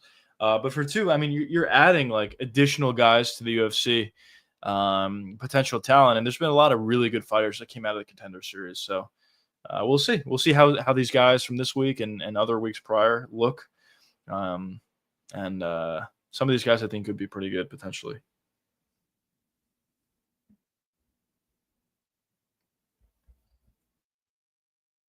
And for Cody, the guy out of Canada, maybe he could be thrown onto that Vancouver card. You never know. A lot of these times, guys that are in the Contender series, they do make quick turnarounds, as they want to make their dream come true about fighting in the UFC. And if there's an opportunity to fight, where they're from, whatever, a lot of times they take that opportunity. So who knows? Maybe Cody could get thrown onto that Vancouver card. I think it's coming up soon. It's coming up.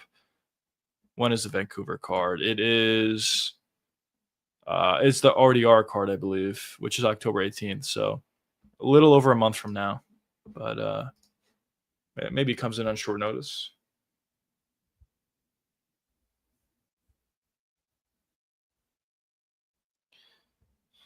Let's see. I wonder if Tapori is going to be there. Oh yeah. Chat.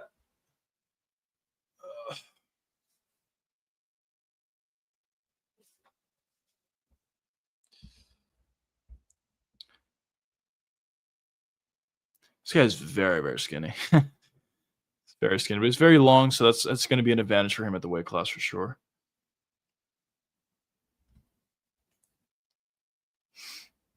What weight class is this? This is bantamweight. All right.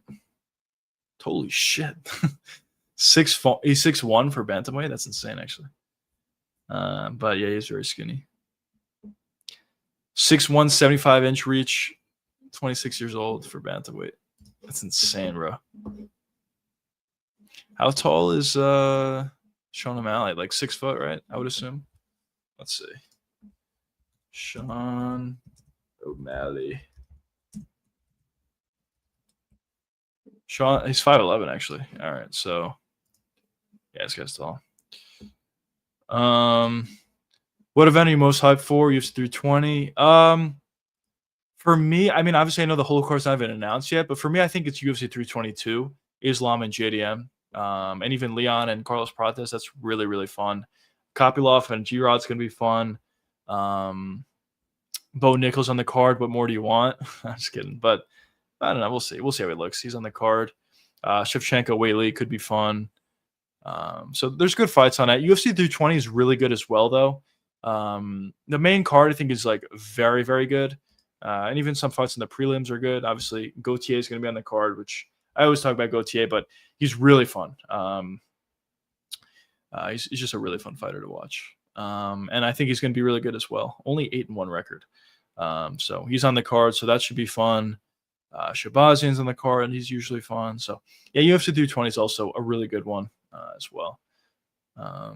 But yeah, if I had to rank it, I would say, at least for upcoming cards that are announced, UFC 322 would be my favorite, 320 would be my second favorite, and 321 would be my third favorite. Not saying 321 is bad. The main event could be fun. Almeida versus Volkov could be kind of interesting. Rakic versus Mirzakhanov, I think, will be fun. Ikram versus Park, Hong Sung Park is going to be the fight of the decade. And even Bautista versus Umar is a good fight. So there's good fights on that card for sure. Honestly, there's just a lot of good fights coming up. A lot of good stuff for sure. Yeah. Oh, man. Back's killing me, chat.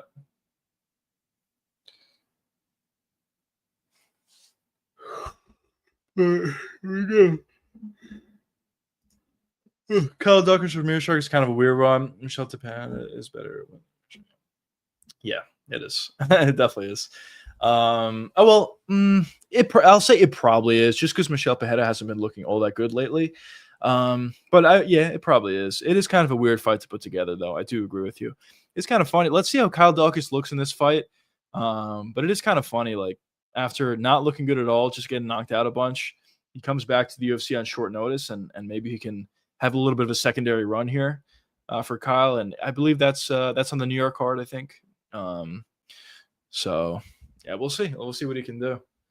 Knocking out Michelle Pajeda though with one shot is interesting. I mean, Michelle doesn't have a bad chin, so we'll see how he looks against Mirror Shark. And Mirror Shark, historically, I talk about this a lot, but Mirror Shark historically is like literally half asleep in the first round. I don't know what he's doing in the back or what's going on, but he's always half asleep in the first round. If he loses, he's going to get knocked out in the first round.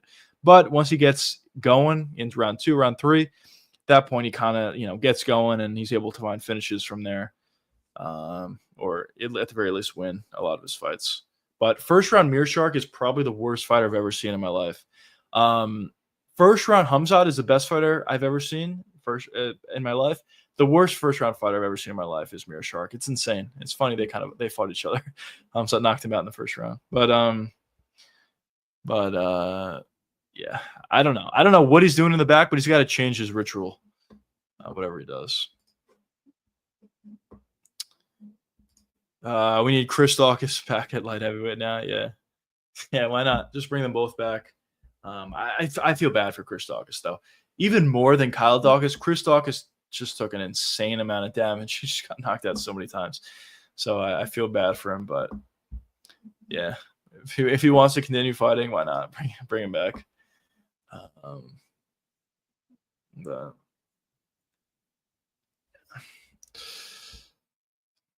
Here we go. Kind of interested to see how this guy looks in there in the cage against Sosa. The size difference, the height difference. 6'3", or what is he? 6'1"? I think he's 6'3". 6'3" for bantamweight is insane. Is he 6'3"? He's no 6'1". Sorry, 6'1". Chris Dawkins should have never fought heavyweight. Yeah, I actually completely agree with that. It just took like horrendous knockouts and a horrendous amount of damage at heavyweight. So yeah, but it just based on that damage and based on his success or lack thereof, I just don't think the UFC is going to bring him back. That I mean, there's been a bunch of examples, but that knockout he took against Curtis Blades was bad. And also obviously on top of that, by the way, Yana the Greek. He's picking Lee to win here at -130. But yeah, that Curtis Blades knockout was bad, and alongside with a lot of others as well, to be honest. He just takes damage, that guy. Yanni's going with Lee, the small favorite, -130. Let's see how it looks. Then he lost to Khalil before being cut. It's not too bad. Yeah, that's true, I guess. That's fair. Khalil's running really hot lately. And who knows? He could be one fight away from fighting for the belt again. If things if things go his way. Anyways, get into round one here. Nice leg kick for Lee. Oh my god, dude. They're literally in different weight classes. This is insane. A root for a fellow Lee. Let's go. Dude, this is insane, bro. These guys are in different weight classes. But Sosa found a takedown pretty easily. How the fuck does Lee make bantamweight?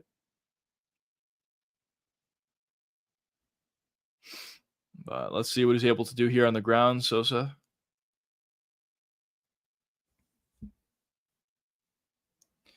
Nice, a couple nice shots, nice ground and pound shots for Sosa. Let's see if he can pass. He's having some difficulty passing over of the leg of Lee, I should say. There you go. Some nice ground and pound shots for Sosa. Lee's doing a good job getting his back to the cage, trying to build his way back up to his feet. But Sosa's doing a good job not allowing it. Potential rear naked choke. The angle wasn't there. Good ground and pound, though. Sosa's doing a good job. Lee got back to his feet. Nice knee for Sosa. And almost a takedown. Sosa takes the back. Has one. Nope, never mind. Falls right off. Nice ground and pound, or not ground and pound, but nice elbows and close and some right hands landed by Sosa. Another takedown, almost. Lee's doing a good job at getting back to his feet, but this probably favors Sosa. Well, not probably. It definitely favors Sosa. Continuously taking him down, landing some nice shots along the way, elbows and right hands.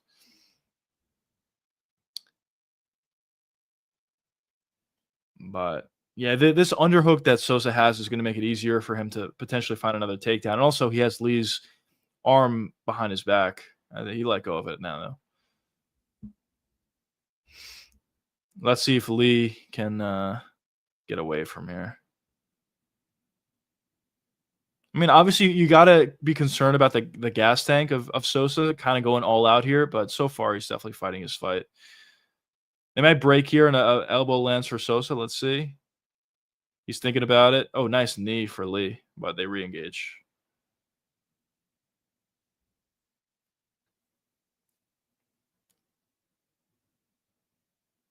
Sosa going for another takedown here.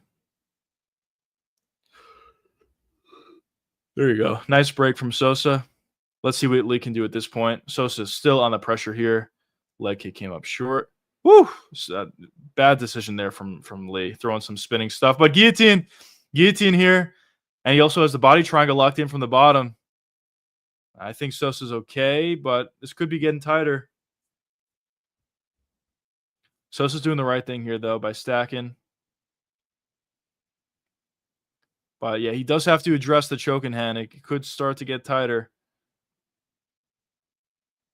But yeah, it seems like Sosa's okay from this position. But one mistake, he can get way deeper into that guillotine.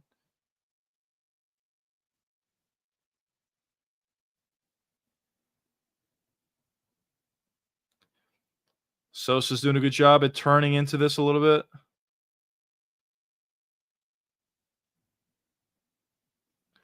Yeah, Sosa's just landing some shots to the body. Now he's addressing the choking hand. There's a lot of space in there now. He's almost out. Not completely out, but it looks like he's basically out at this point. There's a lot of space. Yeah, it's not tight at all. Sosa's doing a good job. Just staying calm in those. That's kind of what you want to do in those situations. Just stay calm.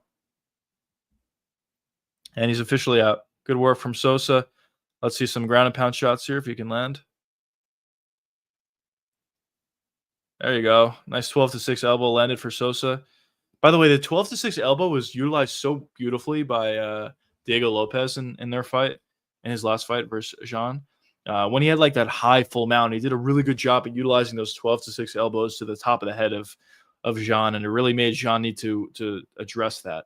The 12-6 elbows being added to the sport is a good thing overall, I would say. But yeah, Sosa here is just trying to land ground and pound shots. Lee's doing a good job at being defensive off his back. But it seems like we're going to end the round in this situation.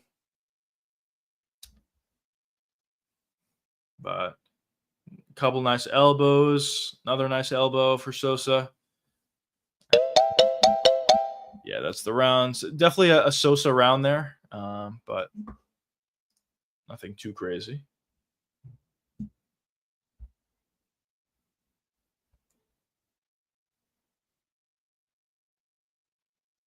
Lee's corner saying he's a step behind. For Lee, what he's really going to want to do here is he really wants to alleviate the pressure.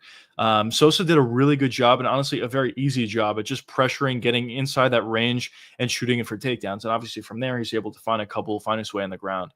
But for for Lee, you really want to do a good job at um, utilizing your long strikes, jab, right hand, front kick to the body, utilizing those long strikes in order to keep Sosa off of you, which he wasn't able to do in that first round.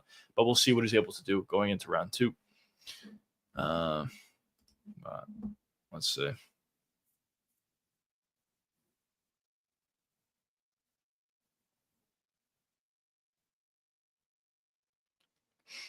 Getting into round two, just about now. Here we go, fellas. Leg kick came up short for Sosa. There you go. Front kick up the middle for Lee. Partially landed, but that's what he was going to want to do here. Left hook, right hand comes up short for Sosa. Nice leg kick lands for Lee. He's going to want to do a better job here. Oh, nice right hand for Sosa. Right back into the clinch. Yeah, Sosa really doesn't respect Lee that much, and Lee hasn't thrown out all that much to force him to respect him. Oh, couple left hands for Sosa. Lee did a good job at escaping, though. Nice left hand again for Sosa. Right back into the clinch. I think Lee was looking for a couple of spinning attempts, which is not a great idea, especially if you're trying not to get taken down.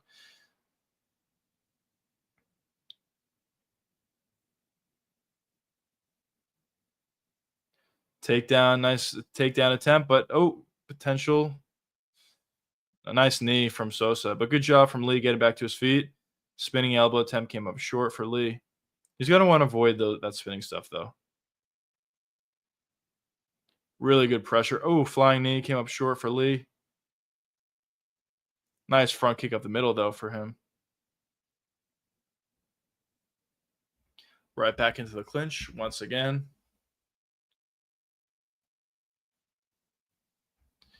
Lee's so damn gnarly. Yeah, he is. He is. Watch the elbows from Sosa here. Oh, ninja choke. Nope. Sosa did a good job at addressing that. Nice left hand from Sosa. Oh, right hand over the top. Partially landed for Sosa. That Lee's still there. Nice leg kick for Lee. Oh, right hand over the top again for Sosa. Lee's definitely got a chin. He's eating some big shots here. Some good boxing, and good grappling shown for Sosa. Oh, left hand lunging in. Partially landed. Look at this. Lee reverse position here.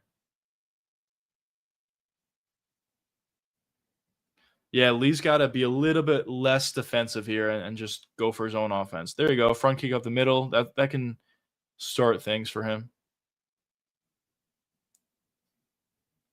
Maybe look to utilize more jabs like that. Nice left hand for Sosa. Sosa's definitely looking for the knockout here. He's landing some big shots. Lead elbow for Lee that came up short. Yeah, he just can't alleviate this pressure. Nice right hand for Sosa.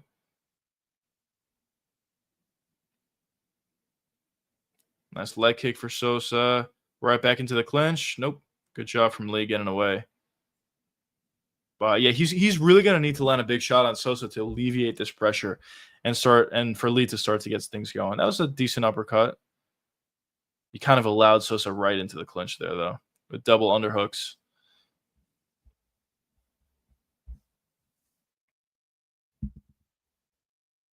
But Lee escaped momentarily, right back on his double leg, though, for Sosa, and he's very close to getting this. He's got his hands clasped. But good work from Lee, not allowing that takedown. Wow, good. Guillotine? No. Lee's potentially going for a guillotine here, but he's not going to get this, though. I mean, obviously his hand's not even attached, and he lets it go. Elbows here if I'm Lee. Spinning elbow from Sosa came up short. Spinning kick to the body for Lee came up short.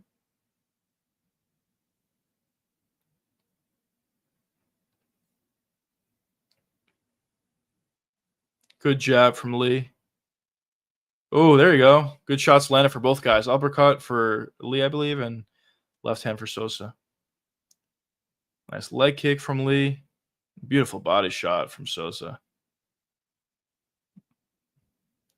Sosa is getting a little bit closer on some of these shots, though. His boxing looks solid. Right back into the clinch, though. They kind of find themselves both forcing their way into the clinch a lot. Nice elbow over the top. Nice left hand over the top as well for Sosa. What's going on, brother? Welcome to the stream. Welcome. We're just doing a little bit of a watch along for the Contender series. We're on the main event, though, for the featured fight. I don't know if you call it main event. And spinning wheel kick came up short for Lee. All right, that's round 2. Sosa's up 2 rounds. He's definitely going for it, but is his performance worthy enough for a contract? I don't know. I don't know if it is. Let's see what happens in round 3, though. It could be too early. But he looks like he's good. I'll say this. Sosa looks like he's very good. It's just he's not landing anything super clean yet. But it definitely could happen as the fight progresses. Oh, man. I'm just dreaming about my food after this. Starving. I haven't eaten in a while. Man. I've been working like a dog, just completely surrounded by half. Damn. Oh, man. That sucks. But at least, listen. At least you're bringing in the dough. You're working overtime, I'm assuming. But listen, if you're working overtime, you're making time and a half. Let me get this clock started. My bad. But if you're working overtime, you're getting extra money, and it'll all pay off in the end. I'll say that much. But here we go, round 3. What's going on, brother? Welcome to the stream. Now they just have us work twice as hard. Now that fucking sucks. That's ridiculous. Takedown shot from Sosa. Easily got it. But yeah, that sucks. But is it just temporary, or is it, a permanent thing? Your increased work schedule. If it's just temporary, just I guess easier said than done. But just get through it, and there'll be better stuff on the other side, I guess. Nice elbow for Sosa there. Right hand came up short for Sosa. Right back into the clinch. These guys find themselves in the clinch so often. They kind of have to do a better job at breaking, I guess. But Sosa found a takedown there. Trying to get his hooks in. Wasn't able to. There you go. I believe he has 2 hooks in at this point, does Sosa. Threatening the rear naked choke.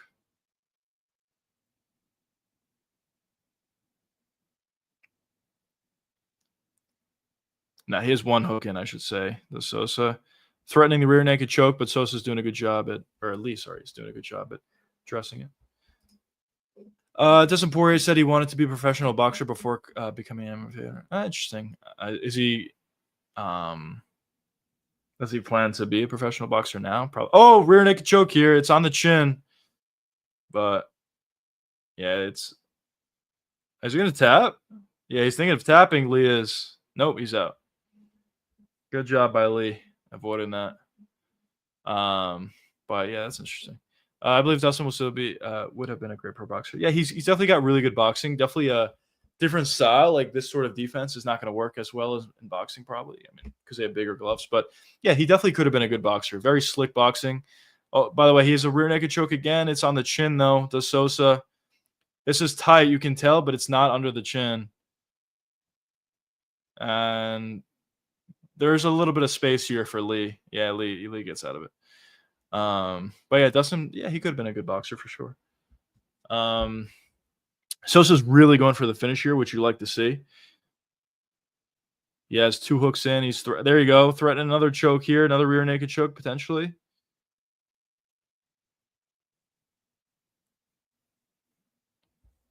Another one potentially. Landing some really what Sosa's trying to do here is land a couple shots and surprise Lee with a rear naked choke under the chin. But obviously, it's a lot easier said than done. I believe Max Holloway would have been a great boxer too. Yeah, he would have been. Definitely good boxing for both of those boys. Lee's doing a good job at turning with the choke. Another potential rear naked choke here, but it's not under the chin. And Sosa lets go of it.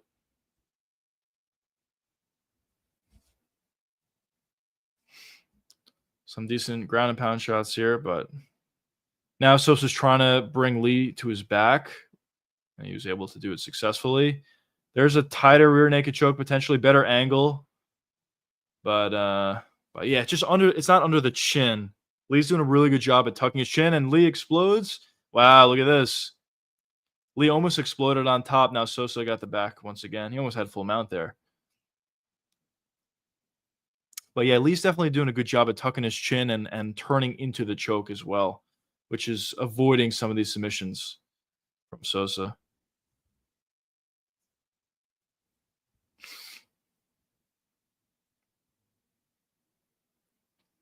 Yeah, it's terrible. Sosa lost his dad when he was cutting weight over the weekend.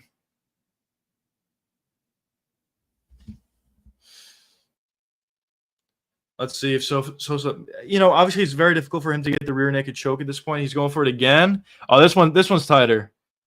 But Lee's did a good job at fighting the top hand. This one is a little bit tighter though.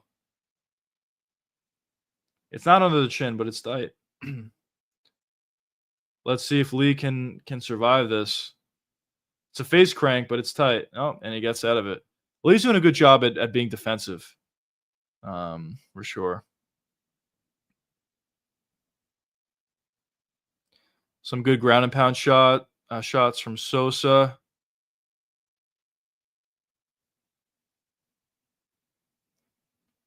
Couple additional right hands, and fight. Definitely a 30-27 for Sosa. Good performance from him. Is he going to get a contract? I don't know. We'll see. I mean, I think he's definitely has shown that he's good.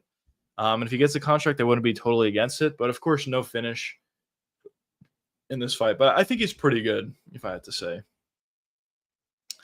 But we'll see what Dana thinks.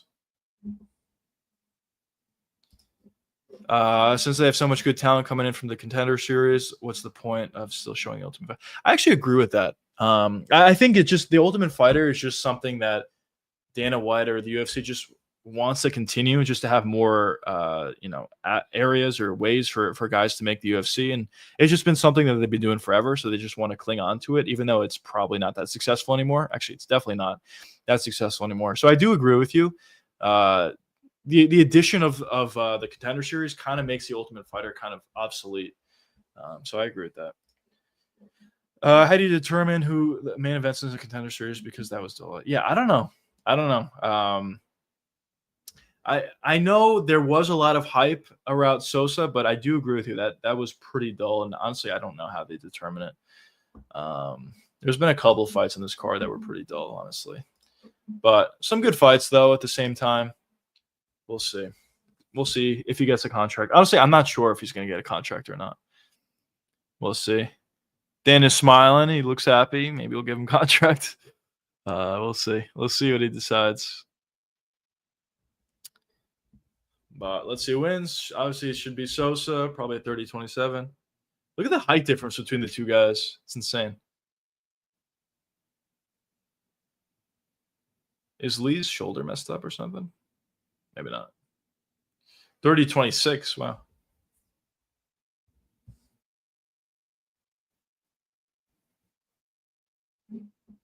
Yeah, Sosa showed some things there, I would say. But we'll see. A banger fight just got announced for 2020. It's the middleweight division. Yeah, I saw it. G-Rod and the fuck's his name? G-Rod and the Russian guy. Forget his name. But yeah, it's Kopylov. It is a firefight. I'm kind of hoping that it's going to be on the prelims, just because that means the main card is going to be stacked that much more. But if it is on the main card, like, that is a justified main card fight. It is a really fun fight, and G-Rod is coming off a huge knockout. Kopylov is coming off a loss, but he's usually fun, and G-Rod's always fun. So I think it should be good. Definitely a banger of a fight for that one. Russian Chase Hooper, yeah. It's hilarious. It's the Russian Chase Hooper that cannot grapple at all. It's kind of funny. I don't want to say can't grapple at all, but he can't really grapple. I'm picking the Russian Chase Hooper.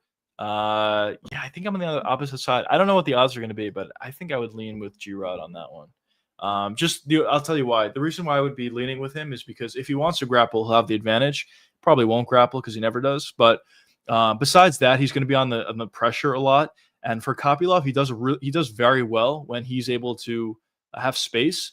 But when guys are able to pressure him effectively, like Paulo Costa did, and like some other guys did as well, he starts to gas out a little bit. And when you look at G-Rod in every one of his fights, he's always pressuring his opponents. So I think stylistically it might be pretty tough for Kopylov. Not to mention that G-Rod has a ton of power. And also, obviously, as I said, he could grapple if he wants to, but I just don't think he will because he never does. But we'll see. We'll see how that one goes. Should be a banger of a fight, though, for sure. But let's say 11-fight win streak for our boy Sosa. I don't know if he's getting a contract. We'll see.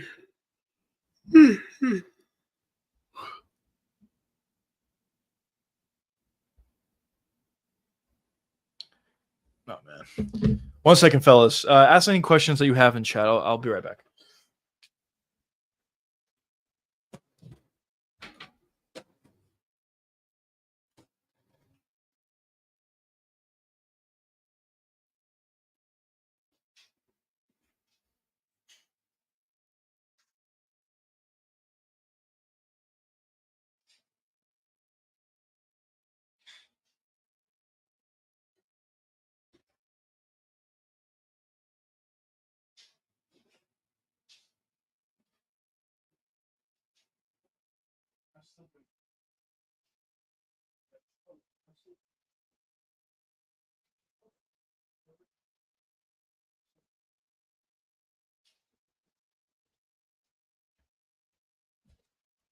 Chat, my bad.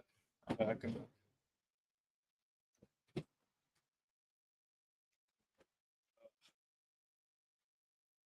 on, fellas. Miss anything? No? All right. But we'll see. We'll see if Sosa gets the contract, fellas. What are we going to talk about this week, boys? What are we going to do this weekend? No fights? Come on. Figure something out.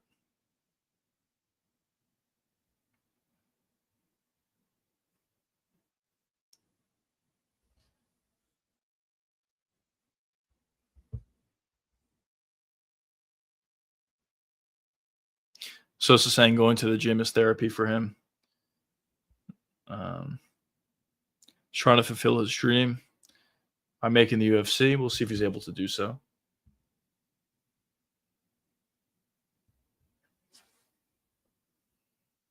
Asking him what it would mean for him to make the UFC.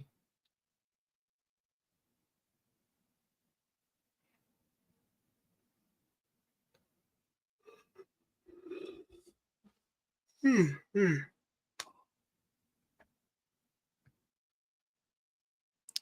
wants to represent Spain.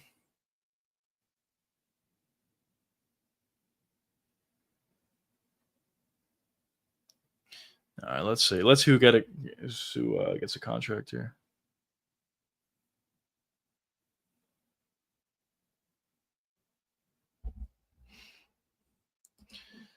I wonder what the hell is going to happen with Paddy Pimblett. Will he fight this again? I don't know. That's a good question. I don't know. If he fights again this year, I feel like it's probably going to be for the belt. But if not, I think he's just gonna wait to see who Taporia fights, and then maybe he'll fight somebody else. But I think he really is hoping to get the fight against Taporia, which he honestly may get. He definitely doesn't deserve it, but he may get. We'll see. Um, but I don't know. Yeah, it's kind of crazy. The last time he fought was against Chandler. When was that? That was a while ago at this point.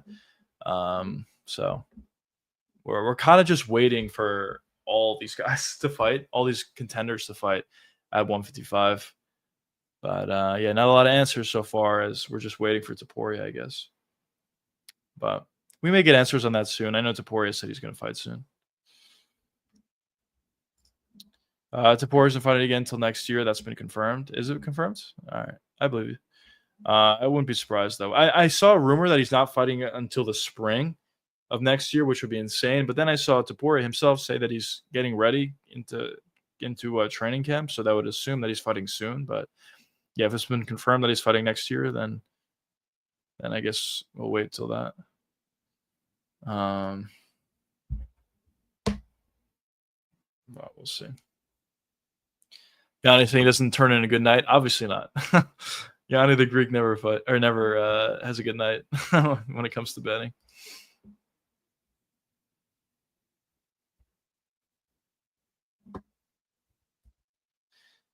This is so weird to me when they always do this. Obviously, they're trying to get people to bet, but these props that paid, like nobody's taking that prop. Look at this. Everybody in the blue corner won, except for one. Let's see though. Who's getting a contract here?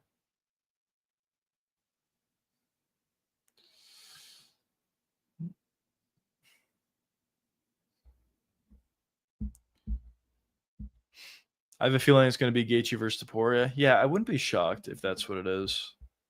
But we'll see.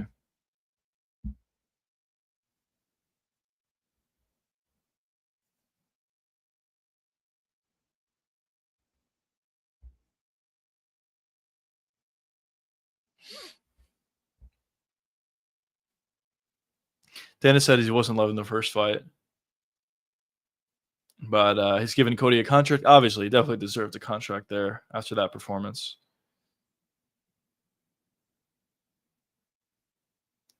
Patty's not getting a contract. Let's say that.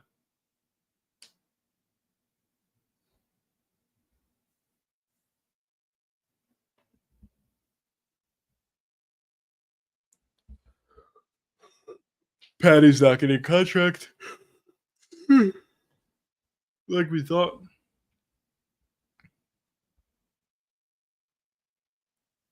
Dennis telling Patty to get back to work and get back in there, and maybe we'll get another shot in the Contender. He does not get it.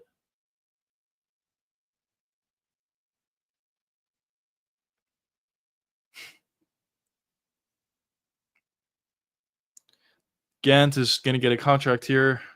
Dan is saying that he's been hyped up a lot by DC.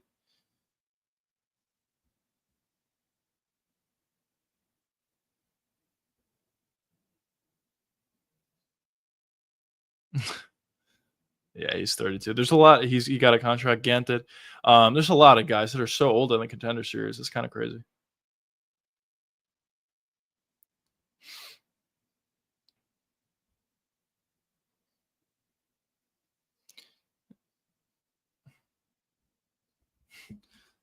Six and 0, 6 first round finishes. That's insane.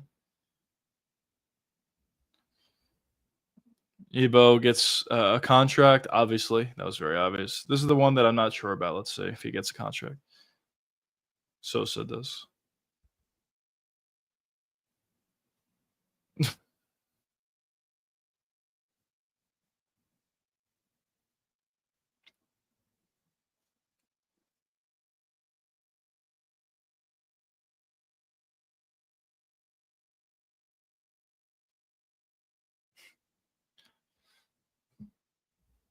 Sosa gets a contract, even though he wasn't even there. Or now he knows.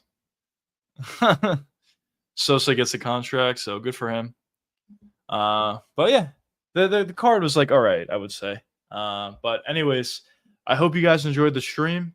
Tomorrow we'll get back to our regular scheduled program. I think most of you guys prefer that the normal streams compared to the Contender series. So tomorrow we'll get back to it. Thanks everybody once again for joining the stream. Thanks for your comments, and I'll see you boys tomorrow, 8 p.m. Eastern time, and also a video coming out tomorrow, 2 p.m. Eastern time. But yeah, see you boys. See you boys tomorrow. Peace out.